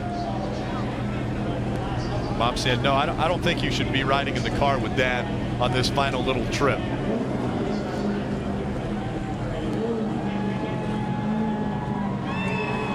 The stage set up at the start-finish line. Amazingly, when the green flag flew to start this race and to start the day, Jimmie Johnson was at the back of the field. When the checkered flag flew, when he crossed that line the last time, he was in the front of the field, winning the race and the championship.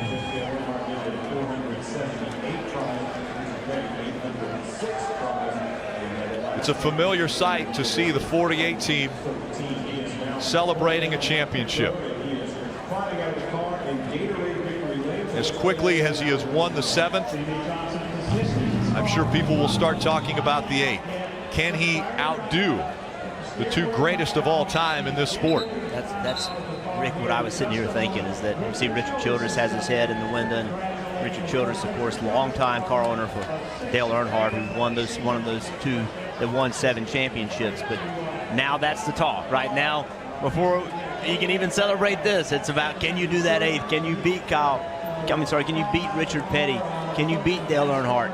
But to be in that category with those 2 legends of this sport, unbelievable.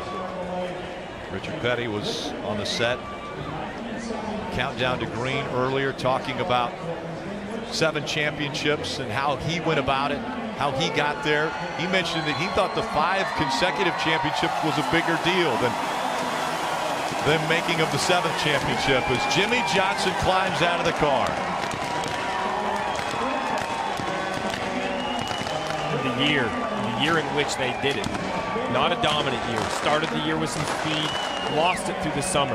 Didn't have the competitive fire we have seen out of the 48, but that man right there, Rick Hendrick, rallied the troops, was vocal in the media.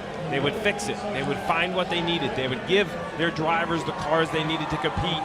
He vowed to do it, and here he is standing in victory lane with a 7th championship. He's 41 years old. So as we talk about his career, 7 championships, obviously spectacular, but still at an age and obviously with the skill level that he can go out and compete against anyone in the sport. So an 8th championship definitely not out of the question. Let's go to Marty. Joey Logano chatting it over with Todd Gordon. They came so close, and I got to ask you about a couple of things. One, the restart. You guys took tires there. Were you thinking, I've got this? Well, Todd made a great call. You know, I think we're about to get run over. Race is over. We're still about to get run over.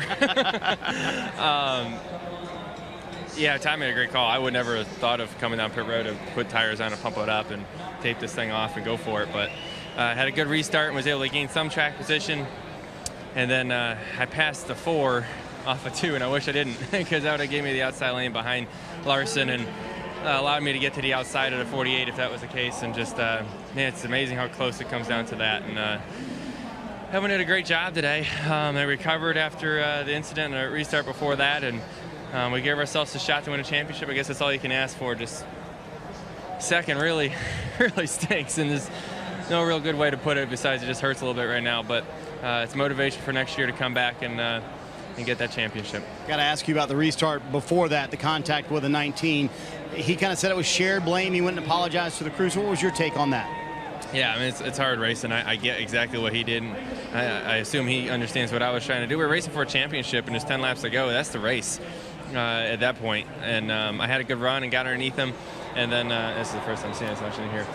Yeah, I mean, I don't blame him for running me down there, you know, and I don't think he blames me for putting my nose in there. So it's just racing. It stinks because it hurt both of us a lot. You know, it hurt both of our shots that win the championship quite a bit. We were able to recover. Unfortunately for him, he wasn't able to. But yeah, we just have to suck it up and move on. At that moment, with a restart with 11 to go and a championship on the line, is there any other move for you or Carl Edwards? At the end of that one? Yeah. No. I mean, I don't know. I mean, if he lets me in there, I'm probably going to pass him, and it's going to cost him. Our car was fast in the short run. I knew what our strength was, is we've been good on the short run all day, and we fell off really hard on the long run. So that's my shot. If I don't get him right there, I don't win the race. So I didn't have an option. I had to do something to try to win this thing, and that was my only play. How would you summarize this chase for this race team, Joey? You proved time and time again that when your back is against the wall, this team can do it. We almost did it again. You know, we ended this season with a second, a first, and a second. Or I guess we didn't finish second. It feels like second. It hurts as much as second. But overall, I'm, like I said, I'm proud of the way that the team went through this whole chase. We didn't have the fastest cars to start, and we ended up with some really great race cars that were capable of winning some races. And, you know, like I said, just came up short tonight. You can understand his disappointment. It looked like the championship was right there for the grasp, but Joey Logano will wind up second here in 2016.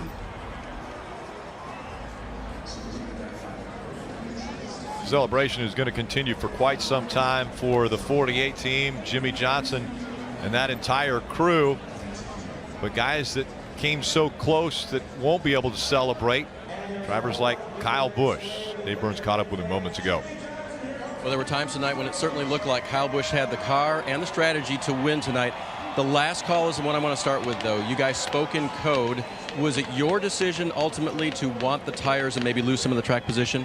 Yeah, I mean, we got railroaded there on that second to last restart, and I didn't get the best of restarts, but then the 22 came out of nowhere right up through the middle and got me really tight, then really loose down into the corner, just aero stuff. And so then I kind of got behind those two guys, and we were starting to, you know, kind of lose ground to the rest of the people that were around us. So it wasn't going to be worth our while to try to restart up there again and try to take advantage of track position. Really, you got to have tires in order to be able to go up there. But everybody pitted on the previous caution when the 22 did, and so it gave him that track position to restart right behind our teammates there. And then when we pitted, we were so far back that we weren't going to make up that much ground in 2 laps with only those guys having 1 lap on their tires. So I wish we had more, but you know, it wasn't meant to be tonight. It just seemed up and down a lot of the night. But this M&M's team, they had great fight all year long, and we did all the things we needed to do. We battled hard tonight as well too, and we were in position a couple times, and it just wasn't meant to be. It just wasn't our night. So congratulations to the 48 guys and Jimmy on picking up number 7. That's pretty special, especially in this time and in this age of the sport. And you know, one of these days maybe we'll have another chance to race against them and beat them out. But you know, we go home this offseason with a 3rd place in points and try to come back and do it again next year. And you don't feel like there's any way this slows you down for a second championship somewhere down the line here? No, not somewhere down the line is going to be fine. You know, you certainly wish you could go back to back, but there's been a lot of guys that have done that. We came close tonight. We had a couple opportunities. It just kind of slipped away. Can you describe for us a little bit of what it was like to have Tony in the final race of his career, and then, as you already mentioned, to see Jimmy making history here, or tying history?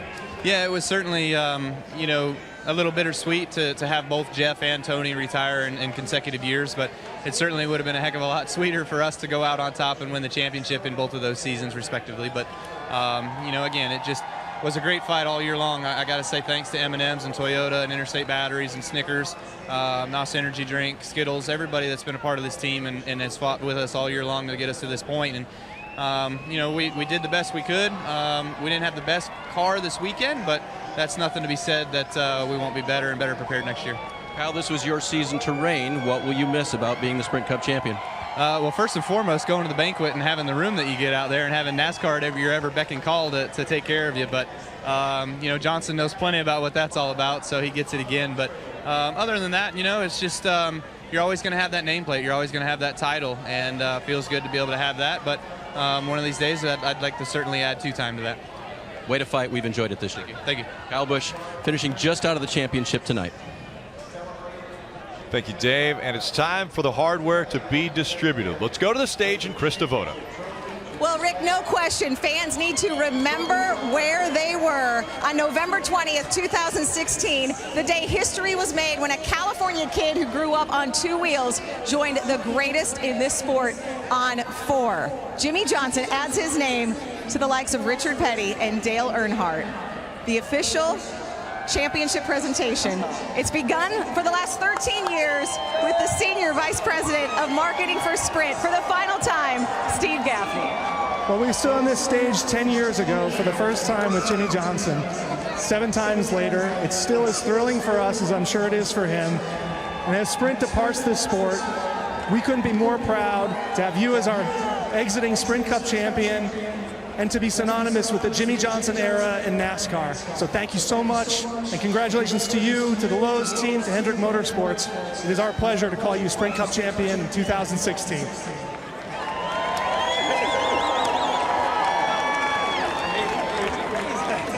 Well, now the bad news is Jimmie has to give up his nickname. No more 6-time. He is going to get his 7th Sprint Cup trophy. For the honors, our chairman and CEO of NASCAR, Brian France. Well, you're making history, number 7. I don't think anybody saw this coming, but you did. Congratulations, Jimmie. You are the champion.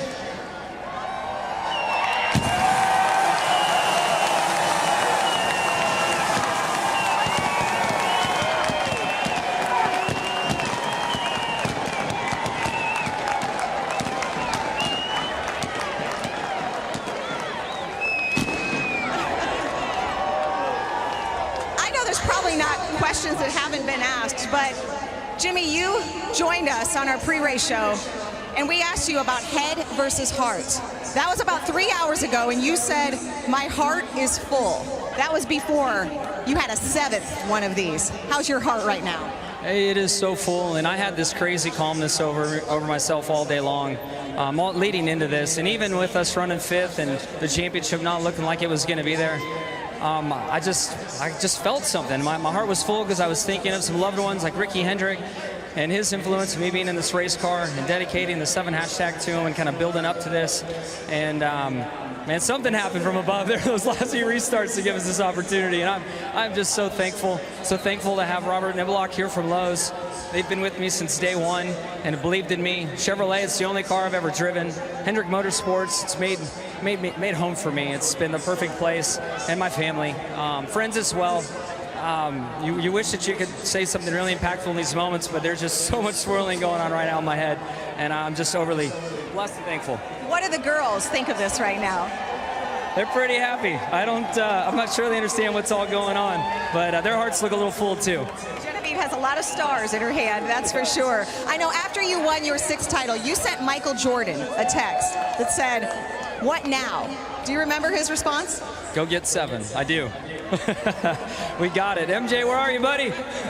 We got it now. I know you have Jeff Gordon behind you. I want to, of course, bring Rick. You mentioned how much he has meant to you. Rick, I know you dream about this as an owner, to be able to achieve what the greats in the sport have done.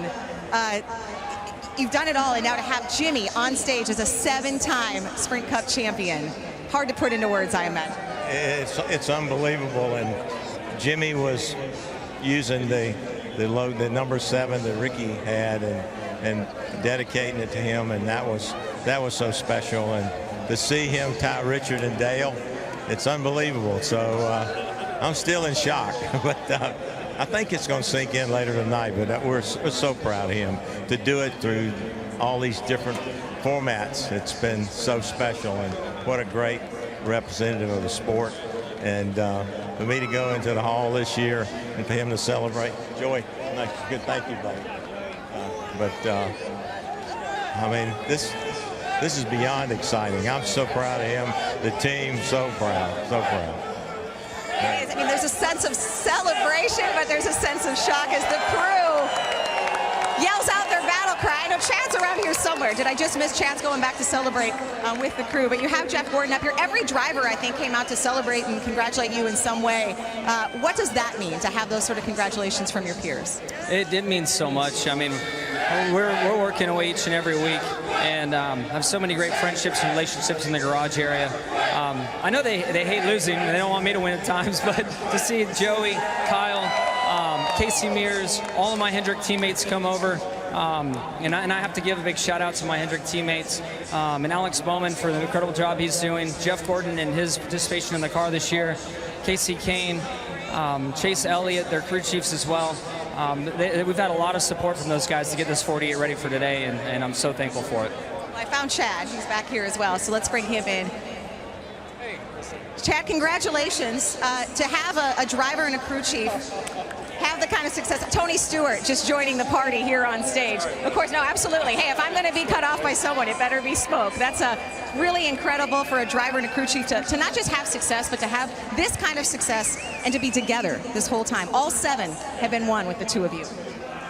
What a journey it's been. It's just it's been an amazing trip. Everybody at Hendrick Motorsports worked so hard. It's just been awesome to be able to be a part of 7 championships with a great driver, but I've got a great team, a great sponsor, a whole great organization. These guys behind me, they pour their heart and soul into this. So to be able to come out here and do this and witness this and be a part of it with Jimmy is just fantastic. Well, congratulations. This party, I think your guys are ready to party. We're ready. We're ready. We've been working long and hard. There's been last 12 weeks we've been nothing but full focus forward, and it's definitely paid off. Congratulations. I know you're going to enjoy it. Let's bring Tony's back here talking to Mr. H right now. We've had Jeff Gordon here as well. The helmet, is it the helmet exchange going on? Yeah, I promised him I'd give him a helmet, and I wanted to wait and see if I could give him this one. He doesn't really want it. He said if I want it back, I can have it back, but I promised him I'd give him a helmet. That's very special. I know Tony has been exchanging helmets with drivers all day. Tony talking to Mr. H. We said Jeff Gordon's up here. We're going to wait Robert Niblock, who's been with Lowe's, and Jimmy Johnson and Chad Knaus through all of this. Chad mentioned his family. Jimmy, I don't know if you know either. I was standing about a yard from your dad, Dale Jr. I don't know if we could fit more people on this stage.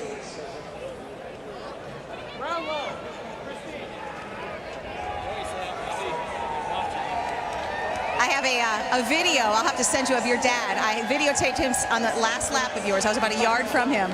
He is excited. You mentioned your family. How does a kid, the son of a heavy machinery operator and a school bus driver, get to this stage in 7 championships? Through a lot of help from people along the way. There's no doubt. We certainly didn't have the funds to do it, but through a lot of help, guidance, people believing in me. That's how it happened. So I'm honestly living the American dream, to be honest. Wait, got a helmet, Tony. You got a new helmet in your hand here. Yeah, this is probably the biggest honor you can have as a driver, to get a guy that just won his 7th championship get his helmet like that. So it shows how good of a friend he really is. Well, this was special. Every driver we talked to today, obviously it is Jimmy's night and Jimmy's championship and Jimmy's celebration, but this is a special night for you as well, Tony, your final NASCAR ride. I know the moment that I'm guessing was really special to you is when all those crew members lined up to shake your hand before you took that final NASCAR ride. Yeah, it was funny because I told my guys I almost went a lap down before the race started, just the send-off that those guys gave me, but it truly meant the world to me. That's going to be the highlight of my day. It was that one moment and this moment with this guy. What I can think of no better way for Tony's NASCAR season to end than with Jimmy Johnson tying history with a 7th championship. As they pause for a photo, they're going to continue to talk, but I'm going to grab Dale Jr. if I could for a moment. Dale, I saw you were kind of behind the stage there, just sort of Thanks for coming. Soaking it all in, watching all this. You were kind of hidden back there for a while and then kind of made your way up here. Yeah, I'm just proud of Jimmy.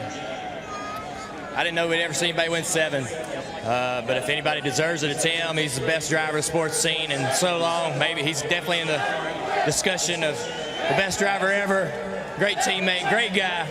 So I'm proud of him. We're gonna miss Tony though. I don't know if we're going to miss all of Tony right there. But, I know you're up here as a teammate, but I imagine you're also up here representing your dad and the 7 championships, and now Jimmy joining what we've been calling NASCAR's most elite fraternity. Yeah, I told Jimmy I wish Dad was here to shake his hand. Dad would think he's such a badass. He's such a great race car driver, and, how he won this thing tonight, I don't think a lot of people know, but he just can will himself to get a lot out of the car when it matters, and there was a lot of circumstance that played into it, man, but he put himself in that position. So I'm just proud of him, and it's great to be a witness to it. Absolutely, great to be a part of it. And I know Jimmy keeps looking at me like, are we done? He's going to continue the interviews and the celebration, but it's going to go long into the night, I think, up here, Rick. Absolutely, Krista, and they know how to celebrate and they know how to party after a championship. They've done it 6 times before. I'm guessing they've got it figured out to the point where they know where they're headed later on this evening. Pretty sure that guy has a pretty good plan, but I mean, really, what a night. 7 championships in just 15 seasons, I think, makes it even more impressive. Each one had a different signature. Each one had a different feel. This had a different format. You know, it had taken 3 years for Jimmie Johnson to find, first of all, to find the round of 8. But then he wins Martinsville, guarantees a spot in the championship 4. The talk all week was he has never won at Miami. Is that because he never needed to, or because it doesn't suit his style? That was even in question most of the night, as the 48 and most of the time ran the 4th out of 4 championship cars. But they adjusted. We talked about that spot about halfway through the race where Chad Knaus made the big swing. He stayed calm on the radio. Jimmy said it in all of his interviews. He was calm all weekend long. I'm fortunate enough through most of my career, really in my entire career, Jimmie Johnson and Chad Knaus were my teammates. They deserve it. Jimmy behind the wheel, an unbelievable talent. Chad Knaus turns over every stone, looks at every detail. But more impressively, they did it together. You would think over 15 years there would be something that would have derailed these two to maybe quit believing in one another, but it's yet to happen, and they continue to stand on this stage. And listen, I go back and think about the way Jimmie Johnson has done it. You know, he's a clean race car driver. He does it with speed. He just finds a way to go faster than most people can go. He doesn't knock people out of the way. He doesn't run people out of the way. He's a clean driver. He gives people room. He doesn't spin people out to win races. And a lot of people say, well, he's not as good as some other people because he doesn't do that. What I say is he's fast enough to where he doesn't have to do that. And he has always impressed me in the speed he can get out of a race car. And I think his strength from the day he arrived at the Cup level was that he doesn't mind a car being loose, and that allows him to do things on the racetrack that some others can't. It helps him on long runs. The long run speed is better, and I just, you know, whenever you're this good, you don't get the credit for it while you're doing it. When he retires, everybody talk about how great he was, right? Great driver, 7 championships, at least 7 championships. But when you're doing it, people don't acknowledge you because that's your competitors. Right. And your competitors don't want to say, well, he's better than me. Well, guess what? He's better. He's better. The numbers show it. It's quite simple. The numbers show it. He's done it consistently in different formats. And tonight, they didn't have the best car. They didn't have the most speed. Caught a break. No doubt they caught a break. They still found a way to get this win. Rick, I remember in 2001 when Jeff Gordon walked into the shop showing this kid Jimmie Johnson around, had never won an Xfinity race, had never even had a chance of winning the Xfinity race, didn't lead laps. All of us thought Jeff Gordon was crazy. What he possibly saw in this kid, we had no idea, and he told us, listen, I raced around him, I watched his car control, he has it, he can do it. That year, that man, Jeff Gordon, won the championship. The next year, Jimmie Johnson burst on the scene, winning at California, and it's really been a blur ever since. Between the two of them, they have 11 championships, 11 of the 12 for Rick Hendrick. Rick Hendrick now has 12. Only right, it seems, to be the year that Rick Hendrick goes into the NASCAR Hall of Fame. So deserving. Mentor myself, and it just what a night, really, for the sport, because what a race we had between 4 great competitors. You mentioned between the two of them. Between the two of them, over 170 wins between 2 drivers. That's how successful Jeff Gordon and his protege have ended up becoming. And one of them still doing it. And There's one of them still going. Remember, Jimmie Johnson started in the rear under penalty. And then late in the race, the big crash that brought out the red flag for over 30 minutes for the cleanup. It was Carl Edwards trying to hold on to that championship spot. So like blocking the bottom of the racetrack. 22 into the back of the 19. Big wreck, big impact. But this restart positioned everybody. This moved the 48 up. Moved the 18 up. Gave those guys a shot. Carl Edwards got on top of the pit box. Hey, that was just good hard racing. Unbelievable gesture. You got to wonder what Todd Gore was thinking when Carl Edwards first popped up on top of that pit box. And Jeff, the final 2 restarts. so amazing for Jimmy Johnson. Yeah, so this one, this is not the last one. This is the next to last one. Look at him laying back. He gets a run on the 42. He times it just right. Has to slow up just a little bit, but then accelerates. That clears him of the 18. And now he's alongside the 4. This is the restart. This didn't win him the championship, but this restart gave him the opportunity to win a championship. There he goes. He goes by the 4 car. We're going to see the caution come out. That positions him on the front row. So that restart gave him the opportunity to take advantage of this restart. Now he's on the inside of Kyle Larson. This is a difficult spot to be in. Kyle Larson gets a good restart. The 48 gets a little better one. The 22 hits the 48 right there. That was a big help to the 48. It shot him in front of the 42. And now it's Jimmy Johnson being Jimmy Johnson. Hit your marks, be perfect, be smooth. The 42 not able to get the left front to the right rear of the 48. Jimmy Johnson's gone. He checks out, and Jimmy Johnson wins the race at a racetrack he had never won before. And in the end, again, under this format, the champion has won the race to win the championship. The crowd erupted. The crowd here at Homestead-Miami Speedway knew they were a part of something very special. Well, there's a time in sports, Rick, where greatness needs to be celebrated, and we're all watching greatness tonight. Jimmy Johnson with his 7th championship. The banner continuing to be pulled down, and so they're trying to put it back up as the backdrop here on the stage. This celebration will continue for quite some time. You know how to celebrate when you tear the stage up. And Jimmy Johnson, what an incredible career already. And as you say, at just 41 years old, it's not over. There could be many more wins. He hit the 80 win mark tonight. With that win, 80 wins for Jimmy Johnson. And now he's going to go after his mentor.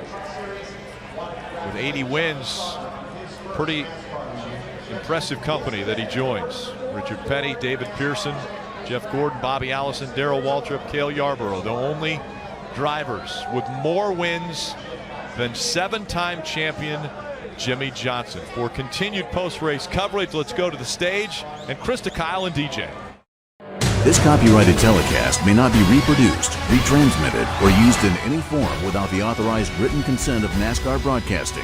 NASCAR would like to thank all of our fans for your support, and we hope you enjoyed today's broadcast.